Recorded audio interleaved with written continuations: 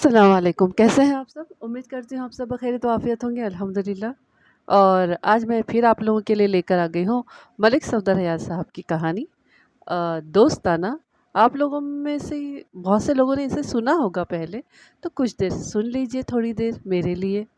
तो चलिए शुरू करते हैं मलिक साहब की डायरी से दोस्ताना। कम लोगों को ये बात मालूम होगी कि हमारे ज़माने में मुजरिमों को पकड़ने का माहाना एक कोटा हुआ करता था, और ये कोटा हर थाने की हदूद में पाए जाने वाले गांव देहात की औसत तादाद और वहाँ के बसने वाले अफराद की कमी व ज़्यादती पर मुनहसर हुआ करता था। चुनांचा बास थानों के लिए ये कोटा मुख्तसर और बास के लिए खासा सेहतमंद हुआ करता था। हर थाना इंचार्ज की ये ड्यूटी होती थी कि हर महीने के इख्तिताम पर अपने थाने के कोटे को पूरा करें, लिहाजा महीने की आखिरी तारीखों में पकड़ धकड़ का सिलसिला उरूज पर होता था।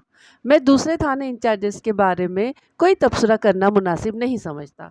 अलबत्ता अपने हवाले से मैं पूरी दयानतदारी के साथ ये कह सकता था कि बाज़ औक़ात मुझे इस कोटा सिस्टम की बारीकियों से गुजरना पड़ता था, लेकिन मैंने कभी किसी बेगुनाह के साथ ज़्यादती नहीं की थी। हर थाने में इर्द गिर्द के इलाकों में पाए जाने वाले आदि मुजरिमों की फहरिस्त मौजूद होती है।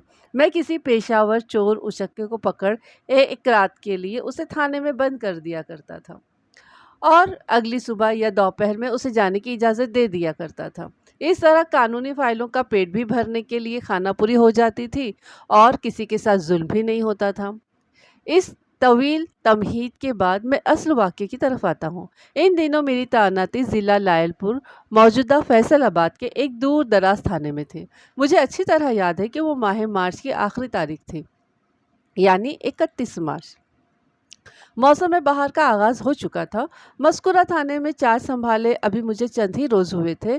सहपहर का वक्त था। मैं थाने में बैठा रोज़मर्रा के मामूलात निपटा रहा था कि एएसआई जहांज़ेब मेरे पास आकर कहने लगा, मलिक साहब, आज महीने की आखिरी तारीख है और हमें इस माह का कोटा पूरा करना है। मैं फ़ौरन जहांज़ेब की बात की तह में उतर गया और चौंके हुए लहजे में उससे पूछा, कितनी कमी है? उसने कहा, सिर्फ एक बंदे की ज़रूरत है जनाब। जहांज़ेब, मुझे तो इस थाने में आए हुए जुम्मा 8 दिन हुए हैं। तुम काफ़ी अरसे से यहाँ काम कर रहे हो। ज़रा थाने से बाहर निकलो और अपने हाथ पाँव को हरकत में लाओ। तुम यहाँ के एक एक जराइम पेशा बंदे को अच्छी तरह से जानते हो। एक आध बंदा घेर घार कर थाने में लाना तुम्हारे लिए कौन सा मुश्किल काम है? ये तो मेरे बाएं हाथ का खेल है मलिक साहब।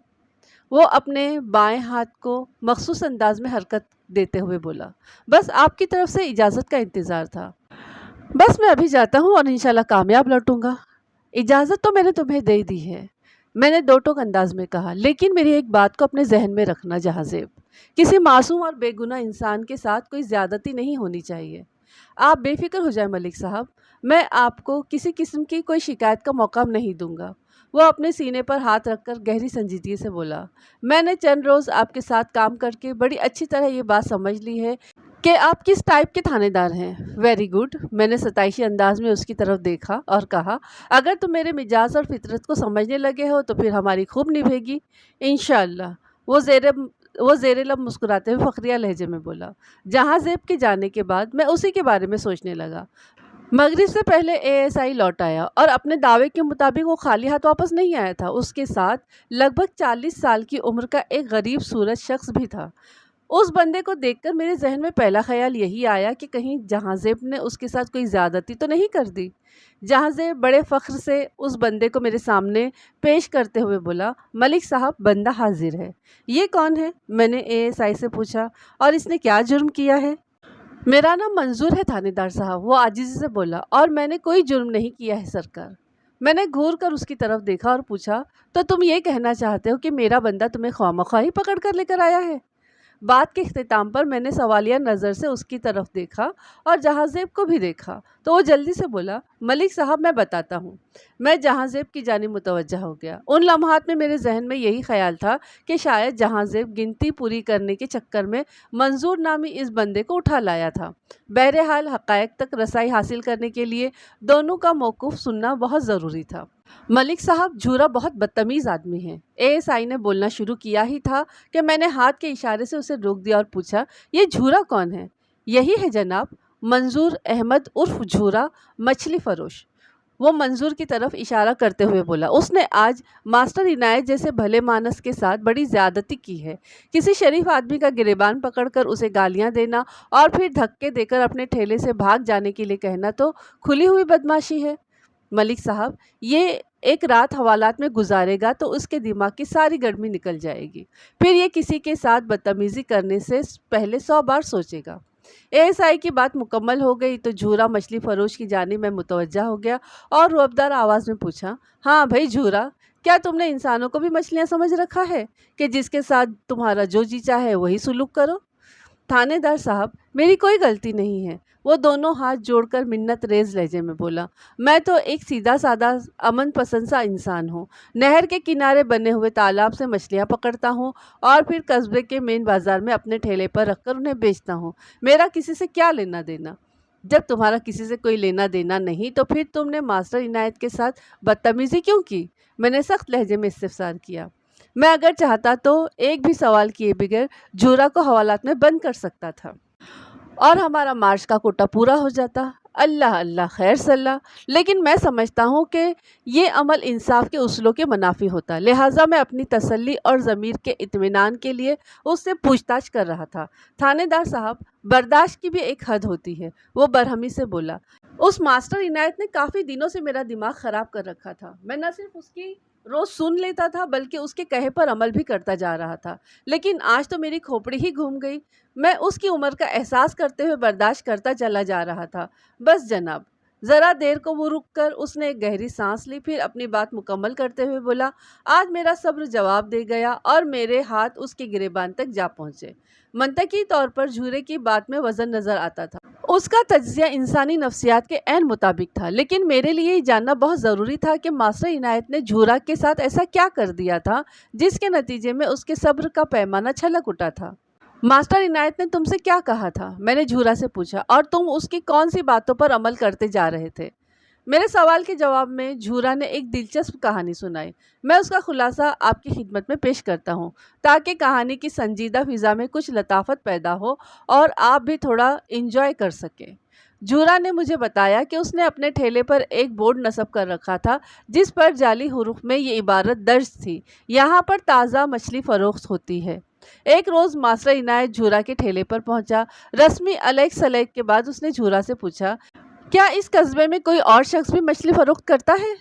मास्टर इनायत को मछली का कोई गाहक समझकर झूरा ने खंदा पेशानी से उसका इस्तकबाल किया, लेकिन इससे पहले कि मास्टर मछली के नर्ख दरियाफ्त करता, वो भाव ताव के बाद उससे मछली खरीदता, उसने झूरा से सवालों जवाब का सिलसिला शुरू कर दिया था। झूरा ने उसके इस्तिफसार का बुरा नहीं मनाया और पेशावराना मुस्कुराहट के साथ जवाब दिया, नहीं मास्टर जी, नजीबाबाद में मछली बेचने वाला मैं वाहिद बंदा हूँ और ये बात नजीबाबाद में बसने वाले लगभग 1000 अफराद को भी मालूम है। मास्टर इनायत ने सवालिया अंदाज में झूरा की तरफ देखा। कस्बा नजीबाबाद में काफ़ी घर थे, इस हिसाब से नजीबाबाद को 1000 नफूस का कस्बा कहा जा सकता था। जी सबको पता है, झूरा ने बड़े फ़ख्र से जवाब दिया। अल्लाह के बंदे, मास्टर इनायत ठहरे हुए लहजे में बोला, जब इस कस्बे में बसने वाले बच्चे को ये बात मालूम है कि तुम नजीबाबाद के वाहिद मछली फरोश हो तो फिर तुमने बोर्ड पर यहाँ पर के अल्फाज क्यों लिखवा रखे हैं? इससे तो यही तासुर उभरता है कि यहाँ के अलावा वहाँ यानी कहीं और भी मछली फ़रोख्त हो रही है। मास्टर इनायतुल्लाह की बात झूरा की समझ में आ गई और उसने बोर्ड पर से यहाँ पर के अल्फाज को मिटवा दिए। अब वहाँ पर ये इबारत रह गई थी, ताज़ा मछली फ़रोख्त होती है। 2 रोज़ के बाद मास्टर इनायत फिर उधर से गुजर रहा था तो झूरा ने बड़े अदब से उसे सलाम किया। मास्टर जी, अस्सलाम वालेकुम। वालेकुम अस्सलाम। मास्टर इनायत ने बड़ी करारी आवाज़ में उसके सलाम का जवाब दिया और कहा, झूरा एक बात तो बताओ। जी पूछे। झूरा उसकी जानिब मुतवज्जा हो गया। क्या कभी तुमने अपने ठेले पर बासी मछली भी फ़रोख्त की है? मास्टर इनायत ने उससे पूछा। नहीं जी, कभी नहीं। झूरा नफ़ी में गर्दन हिलाते हुए बोला, मैं रोज़ाना सुबह तालाब से ताज़ा मछली पकड़ता हूँ और दिन भर अपने ठेले पर रखकर बेचता हूँ। जब मछली ख़त्म हो जाती है तो मैं घर चला जाता हूँ और अगले रोज़ दोबारा ताज़ा मछली के साथ बाज़ार में आ जाता हूँ। मास्टर इनायत ने पुरसोच अंदाज में गर्दन हिलाई, फिर बोला, और पूरा नजीबाबाद इस हकीकत से आगाह है कि तुम रोज़ाना ताज़ा मछली ही फ़रोख्त करते हो? जी मास्टर जी, आज तक किसी ने शिकायत नहीं की। तो फिर मास्टर इनायत ने बोर्ड की जानिब उंगली से इशारा करते हुए बोला, یہ تازہ کا لفظ غیر ضروری ہے، اسے بھی بورڈ سے مٹا دو۔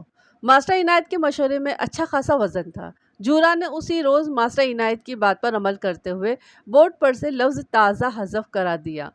چنانچہ مذکورہ بورڈ کی عبارت اس ترمیم کے بعد کچھ اس طرح ہو گئی: مچھلی فروخت ہوتی ہے۔ چند روز کے بعد ایک مرتبہ پھر ماسٹر عنایت جھورا کے ٹھیلے پر موجود تھا۔ اب کی بار اس نے جھورا سے کہا، یار تمہارے ٹھیلے سے 200 قدم دور ہوں تو مخصوص بو کی وجہ سے بخوبی پتہ چل جاتا ہے کہ یہاں آس پاس کہیں مچھلی رکھی ہوئی ہے۔ تھوڑا سا آگے بڑھے تو تمہارا ٹھیلا اور اس پر سجی ہوئی مچھلیاں بھی نظر آ جاتی ہیں۔ میرے خیال میں اس بات سے کوئی فرق نہیں پڑتا کہ تمہارے بورڈ پر مچھلی کا لفظ لکھا ہوا ہے یا نہیں۔ تم اس بارے میں کیا کہتے ہو؟ آپ کی بات دل کو لگی ہے ماسٹر جی، جھورا نے کسی فرما بردار شاگرد کی طرح جواب دیا۔ ماسٹر عنایت نے پوچھا، پھر کیا ارادہ ہے؟ میں آج ہی لفظ مچھلی کو صاف کرا دوں گا۔ شاباش! ماسٹر عنایت نے ستائشی نظر سے اس کی طرف دیکھا اور آگے بڑھ گیا۔ اسی شام جھورا نے بورڈ پر سے مچھلی کا لفظ کھرچ ڈالا۔ بورڈ پر اب فروخت ہوتی ہے کہ الفاظ ہی باقی رہ گئے تھے۔ اسی بورڈ کو اپنے ٹھیلے پر سجائے اگلے روز پھر جھورا اپنے دھندے پر نکل کھڑا ہوا اور پورا دن ماسٹر عنایت کا انتظار کرتا رہا کہ اس سے پوچھ سکے کہ فروخت ہوتی ہے کا کیا کرنا ہے، لیکن ماسٹر عنایت اسے کہیں دکھائی نہیں دیا۔ لوگوں نے اس نوعیت کا انوکھا بورڈ ٹھیلے پر لگا ہوا دیکھا تو جھورا کا خوب مذاق اڑانا شروع کر دیا۔ بھئی کیا فروخت ہوتی ہے؟ یہ تم نے کون سا دھندا شروع کر دیا ہے کہ برائے فروخت چیز کا نام پتہ معلوم نہیں؟ کیا تم نے منشیات فروشی کا کام تو شروع نہیں کر دیا؟ الغرض جتنے منہ اتنی باتیں۔ جھورا نے لوگوں کے تانوں سے تنگ آ کر فروخت ہوتی ہے کہ الفاظ کو بھی صاف کرا دیا۔ اب بورڈ پر کوئی تحریر باقی نہیں رہی تھی۔ 31 مارچ کی سحپہر ماسٹر عنایت ایک طرف سے نمودار ہوا۔ اس کا رخ جھورا کے ٹھیلے کی جانب تھا۔ قریب پہنچ کر اس نے نارمل انداز میں جھورا کو سلام کیا۔ جھورا نے بھی حسب معمول اس کے سلام کا جواب دیا۔ ان کے بیچ رسمی الیک سلیک ہوئی۔ پھر اچانک ماسٹر عنایت بورڈ کی جانب اشارہ کرتے ہوئے تادیبی انداز میں بولا، جھورا تم بھی عجیب قسم کے احمق ہو، ٹھیلے پر سادہ بورڈ لٹکا رکھا ہے، اس طرح کیا خاک دھندا کرو گے؟ پاگل انسان، یہ پبلسٹی کا زمانہ ہے، اگر کاروبار کو چلانا ہے تو اس بورڈ پر اپنے دھندے کے مناسبت سے چند تعریفی کلمات لکھوا لو۔ اور ماسٹر عنایت کا بیان یہیں تک پہنچا تھا کہ جھورا کو اپنے جذبات پر قابو نہ رہا اور وہ کام دھندا چھوڑ کر تیزی سے ماسٹر عنایت پر جھپٹا، پھر اس کا گریبان پکڑ کر غسیلے انداز میں اس کی مجاز پرسی کرنے لگا۔ یہ تھے وہ حالات جن کی روشنی میں منظور عرف جھورا اس وقت میرے سامنے کھڑا تھا۔ ماسٹر عنایت نے اس بیچارے کے ساتھ جو ہینڈ کیا تھا اس کے نتیجے میں جھورا کا رد عمل انتہائی فطری لگا تھا مجھے۔ میں جھورا کو اتنا خطاوار نہیں سمجھتا تھا کہ رات بھر کے لیے اسے حوالات میں بند کر دیتا۔ وہ کوئی عادی مجرم نہیں تھا۔ ماسٹر عنایت نے اس کے جذبات کے ساتھ جو کھلواڑ کی تھی اس کے رزلٹ میں تو جھورا کو اسی طرح کا بلاسٹ ہونا چاہیے تھا۔ میں نے جھورا کی طرف دیکھتے ہوئے سمجھانے والے انداز میں سرزنش کی، جھورا اپنے دماغ کو قابو میں رکھو، نہیں ہے ابھی تمہیں صحیح معنوں میں شروع بھی نہیں ہوئی ہے اور تم نے لوگوں پر گرمی دکھانا شروع کر دیا ہے۔ جی سرکار مجھے معاف کر دے، وہ عاجزی سے بولا، میں آئندہ اپنے دماغ کو ٹھنڈا رکھوں گا۔ یہ تمہاری پہلی شکایت مجھ تک پہنچی ہے اس لیے میں تمہیں معاف کر رہا ہوں، میں نے دو ٹوک انداز میں کہا، اگلی بار اگر تم نے ایسی کوئی حرکت کی تو سیدھا جیل بھجوا دوں گا۔ جی سرکار میں سمجھ گیا، وہ ممنونیت بھرے انداز میں بولا۔ میں نے اسے جانے کی اجازت دے دی۔ ASI کو میری یہ ادا عجیب سی لگی۔ وہ الجھن زدہ لہجے میں بولا، ملک صاحب یہ آپ نے کیا کیا؟ اب اس مخصوص کوٹے کا کیا ہوگا جو ہم نے آج کی تاریخ میں پورا کرنا ہے؟ اگر ہم نے وہ کوٹا پورا نہ کیا تو اوپر سے باز پرس کس سے کی جائے گی؟ میں نے ASI کی آنکھوں میں دیکھتے ہوئے پوچھا، تم سے یا مجھ سے؟ ظاہر ہے جی باز پرس تو آپ سے ہی کی جائے گی، وہ بدستور الجھن زدہ نظر سے مجھے دیکھتے ہوئے بولا، کیونکہ اس تھانے کے انچارج آپ ہی ہیں۔ پھر تمہیں کس بات کی فکر لگی ہوئی ہے؟ وہ جناب تھانے کی ساکھ کا خیال بھی تو رکھنا پڑتا ہے نا؟ میرے کڑے استفسار پر وہ گڑبڑائے ہوئے لہجے میں بولا، ہاں تمہاری اس بات میں خاصا وزن ہے۔ ٹھہرے ہوئے لہجے میں کہا، ذرا روز نامچہ لے کر آؤ، تھانے کی ساکھ کو بھی دیکھ لیتے ہیں۔ میں نے لمحاتی توقف کیا، پھر خود کلامی کے انداز میں کہا، تھانے کی ساکھ کے ساتھ ہماری عزت و آبرو جڑی ہوئی ہے، اس کا خیال ہم نہیں رکھیں گے تو کون رکھے گا؟ ASI کچھ نہ سمجھنے والے انداز میں اٹھا اور روز نامچہ لے کر واپس آ گیا۔ میں نے उसके हाथ से रोजनामचा लेकर उसमें कुछ इंदिराज किया, फिर एएसआई की जानिब बढ़ाते हुए कहा, चेक कर लो आज की तारीख में थाने की साख महफूज हो गई है या कोई कसर बाकी रह गई है। मैंने रोजनामचे में 31 मार्च की दोपहर में मंजूर अहमद उर्फ झूरा की गिरफ्तारी दिखाई थी और कड़ी बासपुर्स के बाद उसी तारीख की शाम में उसकी रिहाई का जिक्र किया था। वजह गिरफ्तारी दंगा फसाद और सबबी रिहाई सुलह सफाई बताया गया था। दोनों पार्टियों को रोजनामचे के रिकॉर्ड के मुताबिक गले मिलाकर खुशी खुशी थाने से रुखसत कर दिया गया था। मलिक साहब, आपने तो बड़ी कारीगरी दिखाई है। वो रोजनामचे का जायजा लेने के बाद बोला, इसी को कहते हैं ना हिंग लगे ना फिटकरी और रंग भी चौखा आए। जहां जेब, मेरी एक बात जहन में रखना, मैंने ठहरे हुए लहजे में कहा, अगर तुम किसी गुनहगार को सजा न दिलवा सको तो ये इतना संगीन जुर्म नहीं है जितना ये कि तुम किसी बेगुनाह को सजा दिलवा दो। ये तो आप बिल्कुल ठीक कह रहे हैं, वो तायदी अंदाज में गर्दन हिलाते हुए बोला। तुम जो केस पकड़ कर लाए थे, मैं उसमें मास्टर इनायत को ज्यादा कसूरवार समझता हूँ, मैंने कहा। उसके रवैये ने झूरा के जज्बात को बुरी तरह मजरू किया था, जिसके नतीजे में वो एक रोज मुश्तइल होकर मास्टर पर झपट पड़ा। किसी दिन उस मास्टर को भी पकड़ कर थाने ले आना, उसका खुसूसी इंटरव्यू करना चाहता हूँ मैं। ज़रा मालूम तो हो कि उसने झूरा के साथ ये सब क्यों किया। आप जब कहेंगे मैं मास्टर इनायत को पकड़ कर ले आऊँगा, वो बड़े अज़्म से बोला। ऐसी कोई जल्दी नहीं है, मैंने सरसरी अंदाज में कहा। और फिर पूछा, क्या वो नजीबाबाद के स्कूल में पढ़ाता है? कस्बा नजीबाबाद में एक ही प्राइमरी स्कूल था जिसमें लड़के और लड़कियां एक साथ पढ़ते थे। मास्टर इनायत के झूरा के साथ बर्ताव को देखकर मुझे इस बात की फिक्र हो गई थी कि वो खिसका हुआ मास्टर मासूम जहनों के साथ क्या सलूक करता होगा।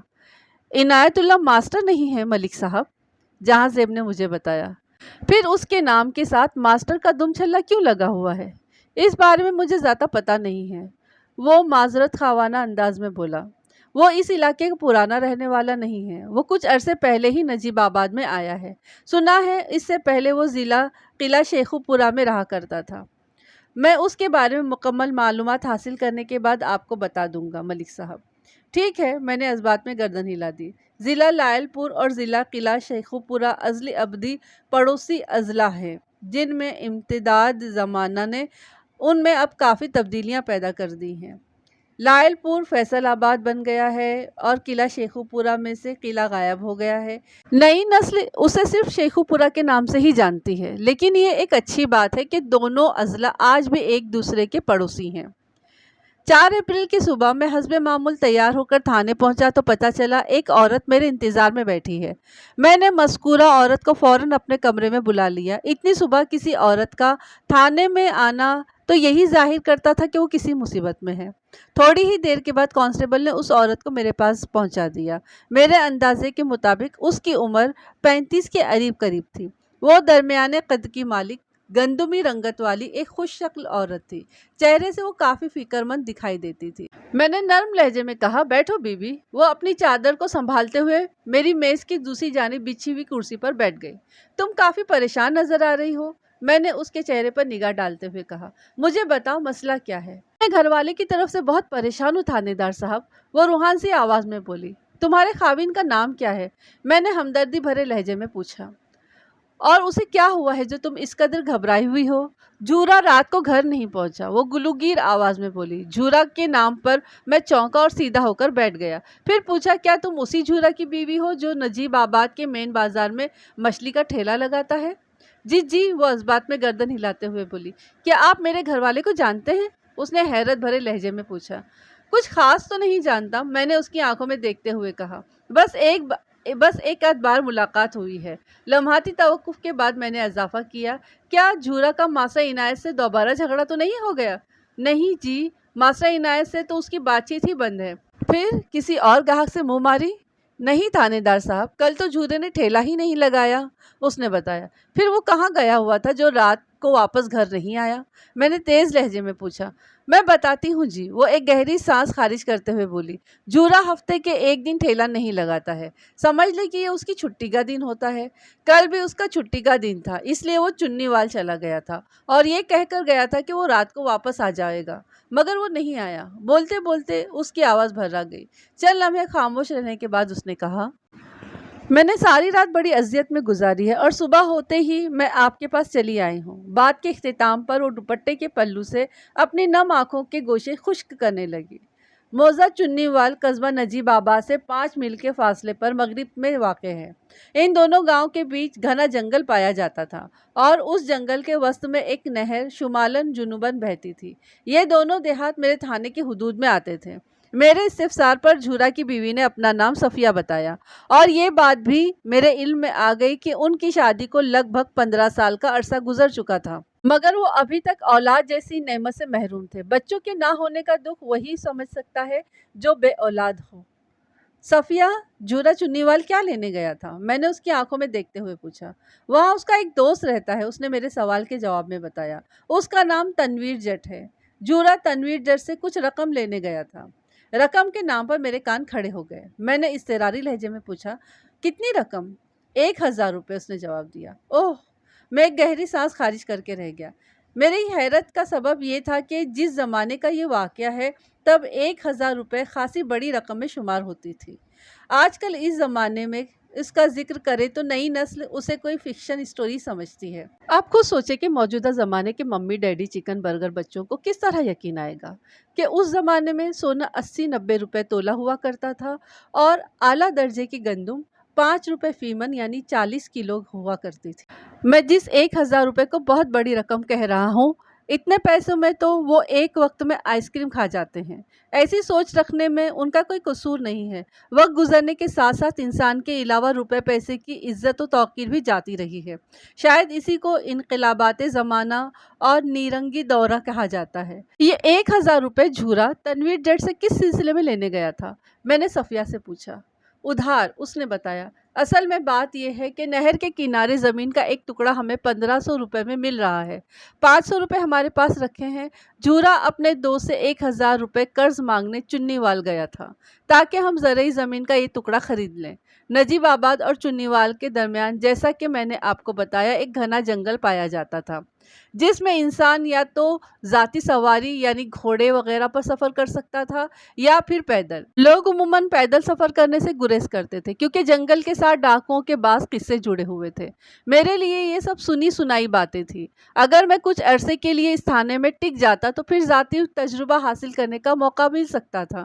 میں نے صفیہ سے پوچھا، جھورا کس چیز پر بیٹھ کر چنیوال گیا تھا؟ وہ پیدل ہی گیا تھا جی، اس نے بتایا۔ جھورا کو پیدل چلنے کا بہت شوق ہے۔ 10-20 میل تو اس کے لیے کوئی بات ہی نہیں۔ وہ کہتا ہے 10 میل چلنے کے بعد تو انسان کا انجن اسٹارٹ ہوتا ہے۔ بات کے اختتام پر اس کی آنکھوں سے آنسو نکل آئے۔ میں نے تسلی و تشفی دے کر اسے قدرے نارمل کیا۔ جب وہ میری بات سننے کے قابل ہو گئی تو میں نے ٹھہرے ہوئے لہجے میں کہا، یہ بھی تو ہو سکتا ہے کہ جھورا رات کو اپنے دوستی کے پاس رک گیا ہو اور آج دن میں کسی وقت نجیب آباد واپس آ جائے گا۔ تھانے دار صاحب، یہ ناممکن ہے، وہ بڑے وثوق سے بولی۔ وہ مجھ سے وعدہ کر کے گیا تھا کہ سورج غروب ہونے سے پہلے وہ لوٹ آئے گا، اسی لیے تو میں اتنا پریشان ہو رہی ہوں۔ صفیہ کی بات اپنی جگہ، عین ممکن ہے کہ اس کا اعتماد بہت مضبوط ہو، لیکن میں منطقی طور پر اس امکان کو نظر انداز نہیں کر سکتا تھا کہ جھورا کسی سبب چنیوال میں رک گیا ہو۔ میں تھوڑی دیر تک چپ بیٹھا رہا، اسے آنسو بہاتے دیکھتا رہا۔ اس کا غبار قدرے دھل گیا تو میں نے محتاط انداز میں سوالات کے سلسلے کو آگے بڑھایا۔ کیا نجیب آباد میں تمہارے اور رشتہ دار بھی رہتے ہیں؟ یہ سوال میں نے اس لیے کیا تھا کہ وہ اپنے گمشدہ شوہر کی رپورٹ لکھوانے وہ اکیلی تھانے آئی تھی۔ تو اس نے برا سا منہ بناتے ہوئے کہا، جھورا کے چند رشتہ دار نجیب آباد میں بستے ہیں، میری ان سے زیادہ نہیں بنتی۔ کیا تم نے کسی رشتہ دار سے جھورا کے بارے میں پوچھا؟ نہیں جی، اس نے نفی میں گردن ہلائی۔ میرا سسرالی رشتہ داروں سے ملنا جلنا نہیں ہے، اس لیے میں نے کسی سے کچھ نہیں پوچھا اور نہ ہی میں نے کسی کو اپنی پریشانی کے بارے میں بتایا ہے۔ یہ بات تمہارے علاوہ اور کس کس کو معلوم ہے کہ جھورا چنیوال پیسے لینے گیا ہے؟ میں نے ایک نہایت ہی اہم سوال کیا۔ کسی کو بھی نہیں تھانے دار صاحب، اس نے جواب دیا۔ میں نے ایک فوری خیال کے تحت پوچھا، کیا تمہیں یقین ہے کہ جھورا صرف چنیوال ہی گیا تھا؟ اس نے الجھن زدہ نظر سے میری طرف دیکھا اور بولی، میں کچھ نہیں سمجھی جی۔ میرا مطلب ہے کہ میں نے وضاحت کرتے ہوئے اس سے کہا، ہو سکتا ہے چنیوال کے علاوہ بھی جھورا نے کہیں اور جانے کا پروگرام بنا رکھا ہو اور وہ اپنے پروگرام کے مطابق آگے کہیں اور نکل گیا ہو۔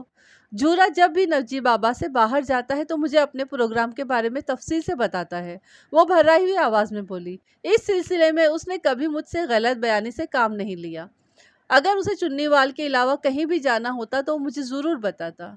और तुम्हें इस बात का भी यकीन है कि मैंने उसकी आंखों में देखते हुए इस्तिफसार किया, झूरा की किसी से कोई दुश्मनी वगैरह भी नहीं थी?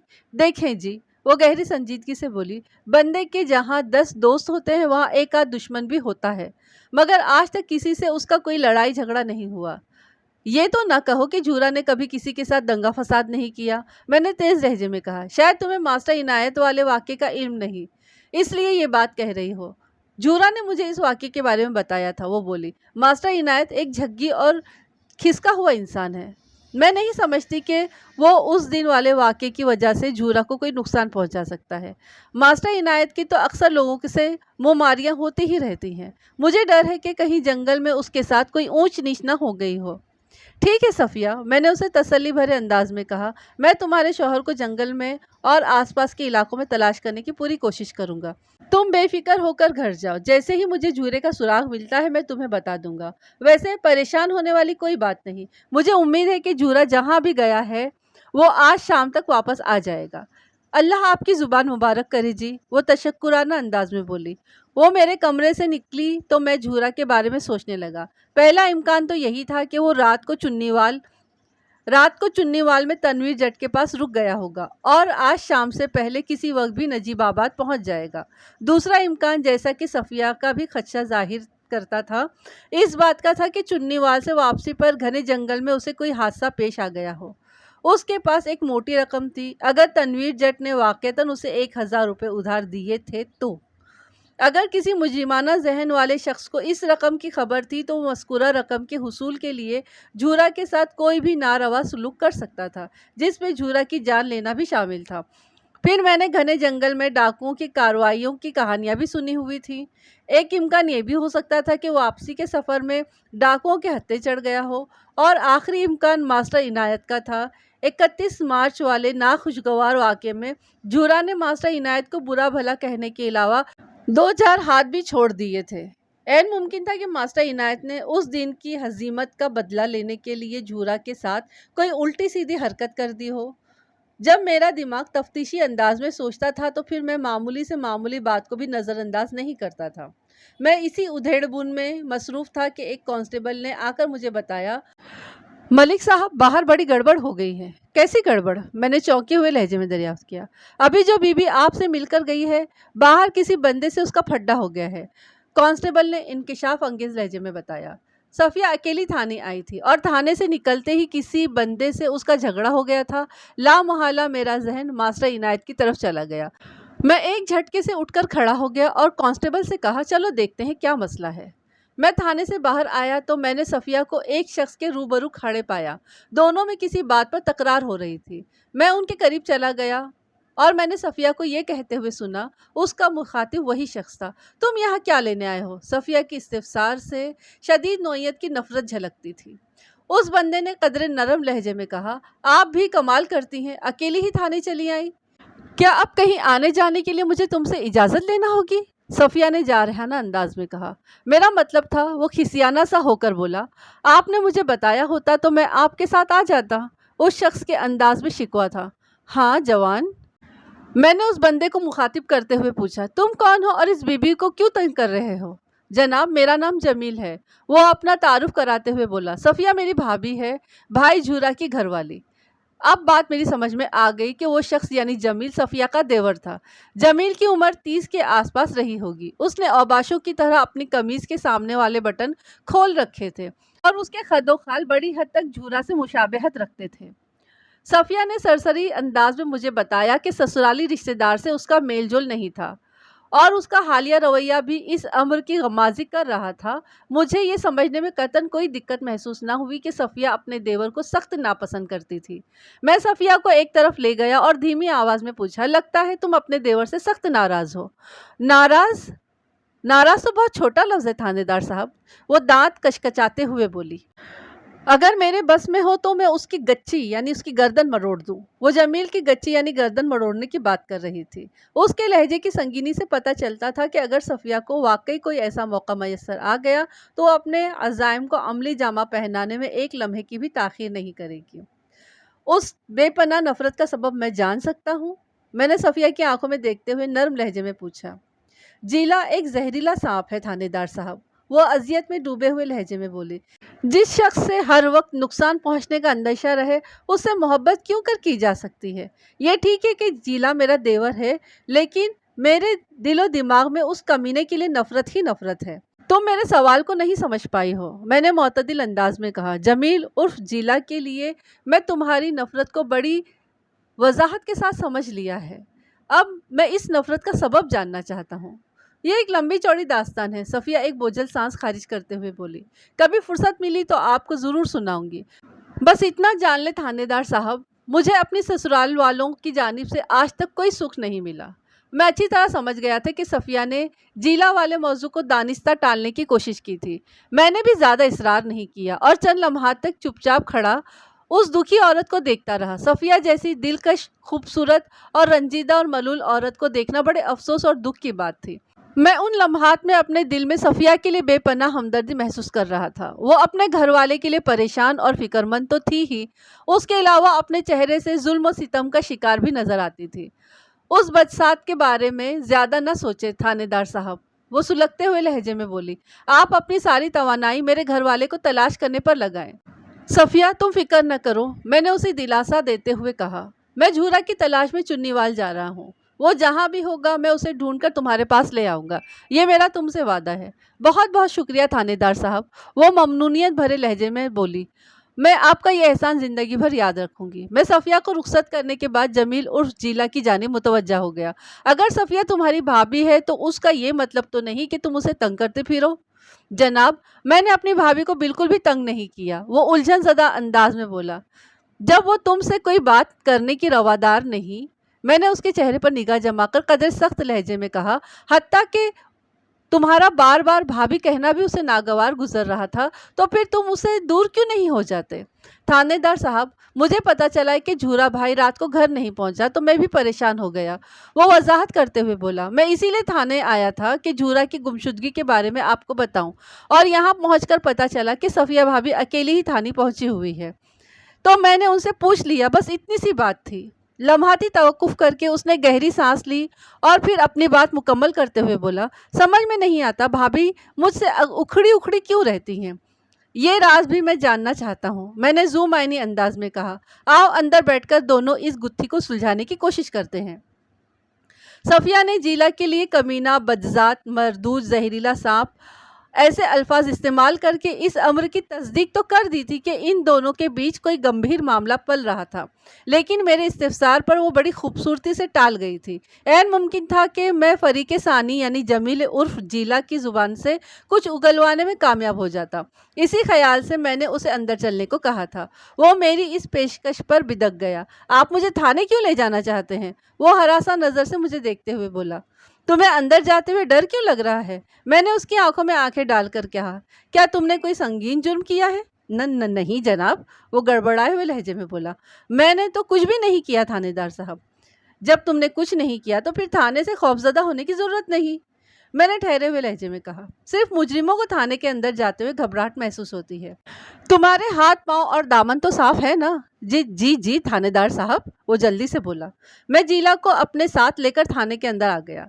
कबल इसके कि मैं जीला का इंटरव्यू शुरू करता, मैंने ASI को अपने पास बुलाकर कहा, जहाँ से तुम जाकर मास्टर इनायत को पकड़ लाओ, अब उससे पूछगछ करना ज़रूरी हो गई है। ज़रा मैं भी तो सुनूं कि मछली के बिजनेस में उसने कौन कौन सा मुकाला लिख रखा है। ठीक है मलिक साहब, जहाँ ज़ेब ने फर्माबरदारी से कहा। मैं अभी गया और अभी आया। फिर मैं जीला की जानिब मुतवज्जा हो गया। वो शिकायती लहजे में बोला, थानेदार साहब, ये तो बड़ी नाइंसाफ़ी वाली बात है। क्या मतलब है तुम्हारा? मैंने सवालिया नज़र से उसकी तरफ देखा। जनाब, ये बात ढकी छुपी नहीं रही कि भाई जूरा कहीं गायब हो गया है, वो खफगी भरे लहजे में बोला। और भाभी सफ़िया ने मुझे बताना तक गवारा नहीं किया, वो अकेली थाने में चली आई। मेरा भाई गुम हुआ है और मुझे ही इस मामले में अलग रखा जा रहा है। ये नाइंसाफ़ी नहीं है तो और क्या है? तुम्हें इस मामले से अलग तुम्हारी भाभी ने रखा है, मैंने मुतदिल अंदाज में कहा। और मैंने देखा है सफ़िया तुमसे काफ़ी नाराज़ है और ये तुम लोगों का ख़ानदानी मामला है। मैं नहीं जानता कि तुम देवर भाभी के बीच कौन कौन से इख्तिलाफात पल रहे हैं, लेकिन तुम दिल छोटा न करो। मैं तुम्हें जूरा की गुमशुदगी वाले मामलात से अलहदा नहीं रखूँगा। बहुत बहुत शुक्रिया थानेदार साहब, वो आसूदगी भरी सांस खारिज करते हुए बोला। اللہ آپ کا بھلا کرے، ذرا مجھے بتائے تو صحیح، بھائی جھورا کے ساتھ کیا واقعہ پیش آیا ہے؟ اس بارے میں تو میں تمہیں بعد میں بتاؤں گا، میں نے اس کی آنکھوں میں دیکھتے ہوئے کہا۔ پہلے تم مجھے یہ بتاؤ کہ صفیہ کی تم سے کیا دشمنی ہے اور تم سے اتنی بیزار کیوں نظر آتی ہے؟ مجھے تو لگتا ہے بھابھی جی کا دماغ خراب ہو گیا ہے، وہ برا سا منہ بناتے ہوئے بولا۔ بے اولادی کی دکھ نے اسے ذہنی اور نفسیاتی مریض بنا دیا ہے۔ مجھے یہ اندازہ قائم کرنے میں قطعاً کوئی دشواری محسوس نہیں ہوئی کہ وہ صفیہ کے لیے اپنے دل میں بھلائی اور اچھائی کے جذبات نہیں رکھتا تھا۔ گویا رنجشوں اور عداوتوں کی یہ تالی دو ہاتھوں سے بج رہی تھی، جن میں ایک ہاتھ صفیہ کا تھا اور دوسرا ہاتھ جیلا کا۔ میں نے اس سلسلے میں صفیہ کو کچلنے کی کوشش کی تھی، مگر مجھے اس مقصد میں سر دست کامیابی حاصل نہیں ہوئی۔ اب یہی کوشش میں نے جیلا پر کرنے کا فیصلہ کیا اور اس کے ہاں میں ہاں ملاتے ہوئے کہا، تم ٹھیک کہتے ہو، مجھے بھی ایسا ہی محسوس ہوتا ہے۔ تمہاری بھابھی کا دماغ ٹھکانے پر نہیں ہے، ورنہ پریشانی کے وقت تو ہمیشہ اپنوں کی ہی طرف دیکھا جاتا ہے، اور تم تو صفیہ کے دیور بعد میں اور جھورا کے بھائی پہلے ہو۔ میرا چلایا ہوا تیر جا کر نشانے پر بیٹھا تھا۔ میں نے ٹٹول کا عمل جاری رکھتے ہوئے کہا، ذرا کھل کر بتاؤ، صفیہ کو اپنے سسرالیوں سے اتنا آخر مسئلہ کیوں ہے؟ وہ متذبذب انداز میں مجھے تکنے لگا۔ میں نے محسوس کیا کہ وہ اس بات کا فیصلہ کرنے کی کوشش کر رہا تھا کہ اسے مجھ پر بھروسہ کرنا چاہیے یا نہیں۔ میں نے اس کی مشکل آسان کرتے ہوئے کہا، جیلا، اگر تمہارا دل مانے تو تم مجھ پر اعتماد کر سکتے ہو۔ یہاں پر ہونے والی گفتگو ہم دونوں کے بیچ ہی رہے گی۔ تم جو بھی بتانا چاہتے ہو بلا خوف و خطر بے دھڑک کہہ ڈالو۔ آپ پر اعتماد ہے تبھی تو آپ کے ساتھ تھانے کے اندر آ گیا ہوں، وہ قدرے مطمئن ہوتے ہوئے بولا۔ مگر بھابھی صفیہ کوئی اچھی عورت نہیں ہے جناب۔ میں بھی تو یہی جاننا چاہتا ہوں کہ تمہاری بھابھی میں کیا برائی ہے۔ میں نے سوالیہ نظر سے جیلا کی طرف دیکھا۔ جناب، صفیہ بھابھی بڑی تیز عورت ہے، چھل فریب میں کوئی دوسری عورت ان کا مقابلہ نہیں کر سکتی، وہ اپنی بھابھی کی شان میں زہر فشانی کرتے ہوئے بولا۔ اس چالاک عورت نے اپنی مکارانہ چالوں سے جھورا بھائی کو پورے خاندان سے الگ کر کے رکھ دیا، اور مجھ پر تو ایسا گھناؤنا الزام لگایا کہ… لمحاتی توقف کر کے اس نے کانوں کو ہاتھ لگائے اور نفی میں گردن ہلاتے ہوئے بولا، جناب، مجھے تو بتاتے ہوئے بھی شرم آ رہی ہے۔ کیا اس گھناؤنے الزام کا تعلق شریعت کے کسی شعبے سے ہے؟ میں نے پوچھا۔ وہ اسبات میں گردن ہلاتے ہوئے بولا، جی جی بالکل۔ جیلا، تم نے یہ تو سنا ہوگا کہ شرع میں کوئی شرم نہیں ہوتی۔ میں نے کہا، جی، میں نے جمعہ کی تقریر میں مولوی صاحب کو ایسا بتاتے ہوئے سنا ہے۔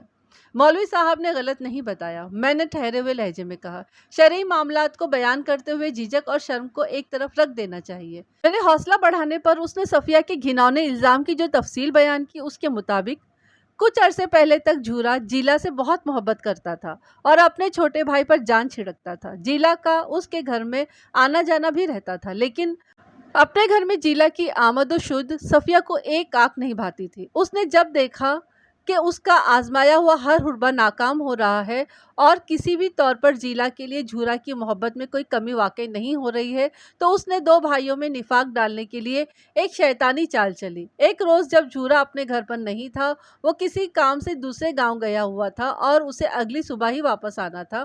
حسب معمول جیلا خیر خیریت معلوم کرنے جھورا کے گھر پہنچا تو اسے پتہ چلا کہ بھائی گھر میں موجود نہیں۔ وہ واپس جانے کے لیے پلٹا تو صفیہ نے کہا، آج اندر نہیں آؤ گے؟ صفیہ کے لہجے میں اپنائیت کی موجودگی نے جیلا کو چونکا دیا۔ آج سے پہلے صفیہ نے اتنی نرمی سے کبھی اس سے بات نہیں کی تھی۔ اس کی سمجھ میں نہیں آ رہا تھا کہ کیا جواب دے۔ بہرحال اس نے کہہ دیا، بھائی گھر پر نہیں ہے اور ابھی رات بھی ہو رہی ہے، میں بعد میں آ جاؤں گا۔ تو اس کا مطلب یہ ہے کہ تم مجھے اپنا دشمن سمجھتے ہو؟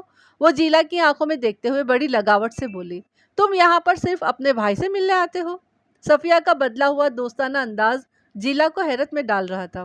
وہ جزبز ہوتے ہوئے بولا، ایسی تو کوئی بات نہیں ہے بھابھی، تم خود ہی تو مجھ سے کھینچی کھینچی سی رہتی ہو، یہ تمہاری غلط فہمی ہے۔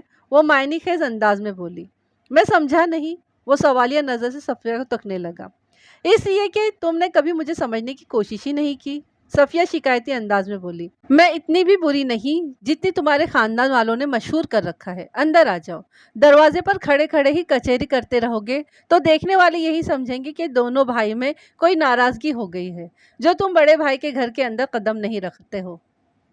اگرچہ صفیہ کا بدلا ہوا رویہ جیلا کی سمجھ میں بالکل نہیں آ رہا تھا، لیکن صفیہ کی آخری بات میں وزن محسوس کرتے ہوئے وہ جھورا کے घर के अंदर दाखिल हो गया। जीला ने मुझे बताया कि उस रोज़ वो पहले वाली सफ़िया नज़र नहीं आ रही थी। वो जितनी मोहब्बत और अपनाइयत से घुल मिलकर बातचीत कर रही थी, इससे जीला को यही महसूस हुआ कि वो कोई ख्वाब देख रहा है, क्योंकि हकीकत की दुनिया में सफ़िया ने कभी उसके साथ ऐसा बर्ताव नहीं किया था।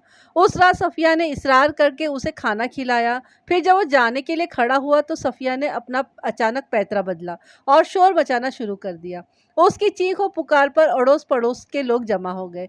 फिर एक सोचे समझे मंसूबे के मुताबिक सफ़िया ने रो रो कर लोगों को बताया, इस शैतान ने मुझे बेआबरू करने की कोशिश की है।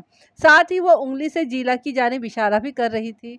मैंने इस कमीने को हमेशा अपना छोटा भाई समझा और उसने बेगैरती की सारी हदें फलांग दी। मुझे घर में अकेला देखकर उसने मेरी इज्जत पर हमला कर दिया। वो तो अल्लाह का शुक्र है कि आप लोगों के आने से उसे अपने शैतानी अज़ाइम को पूरा करने का मौका नहीं मिल सका, वरना वो रुक कर सिसकियाँ लेते हुए दर्द भरी आवाज़ में बोली, वरना मैं तो आज तबाह व बर्बाद हो जाती। एक औरत के पास सबसे बड़ा सरमाया उसकी इज्जत ही होती है। अगर ये मरदूद मुझ पर हावी हो जाता तो मैं झूरा को मुंह दिखाने के काबिल न रहती। बात के इख्तिताम पर वो बाकायदा हिचकियों से रोने लगी थी। लोगों की हमदर्दियाँ इस किस्म की सिचुएशन में अमूमन औरत के साथ ही होती है, लिहाजा उन्होंने लान तान करके जीला को वहां से भगा दिया।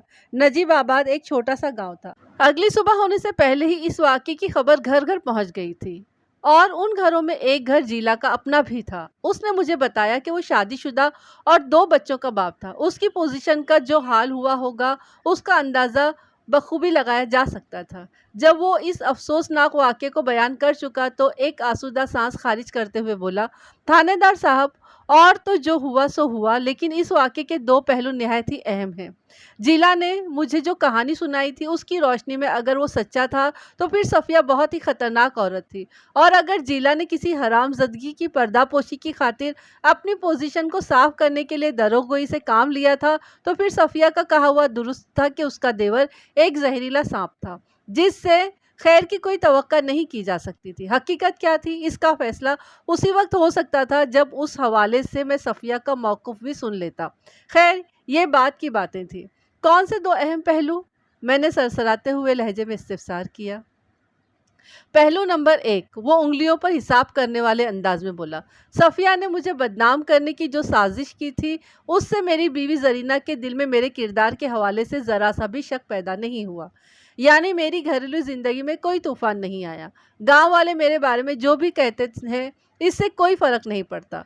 उसने बेपरवाही से कंधे उचकाए और लम्हाती तवक्कुफ़ के बाद सिलसिले बयान को आगे बढ़ाते हुए बोला, पहलू नंबर 2 बड़ा ही अफसोसनाक और तकलीफ देह है। भाई झूरा ने सफ़िया की फरियाद को कुरान और हदीस का लिखा मान लिया और मुझसे शदीद तरीन नफ़रत करने लगा।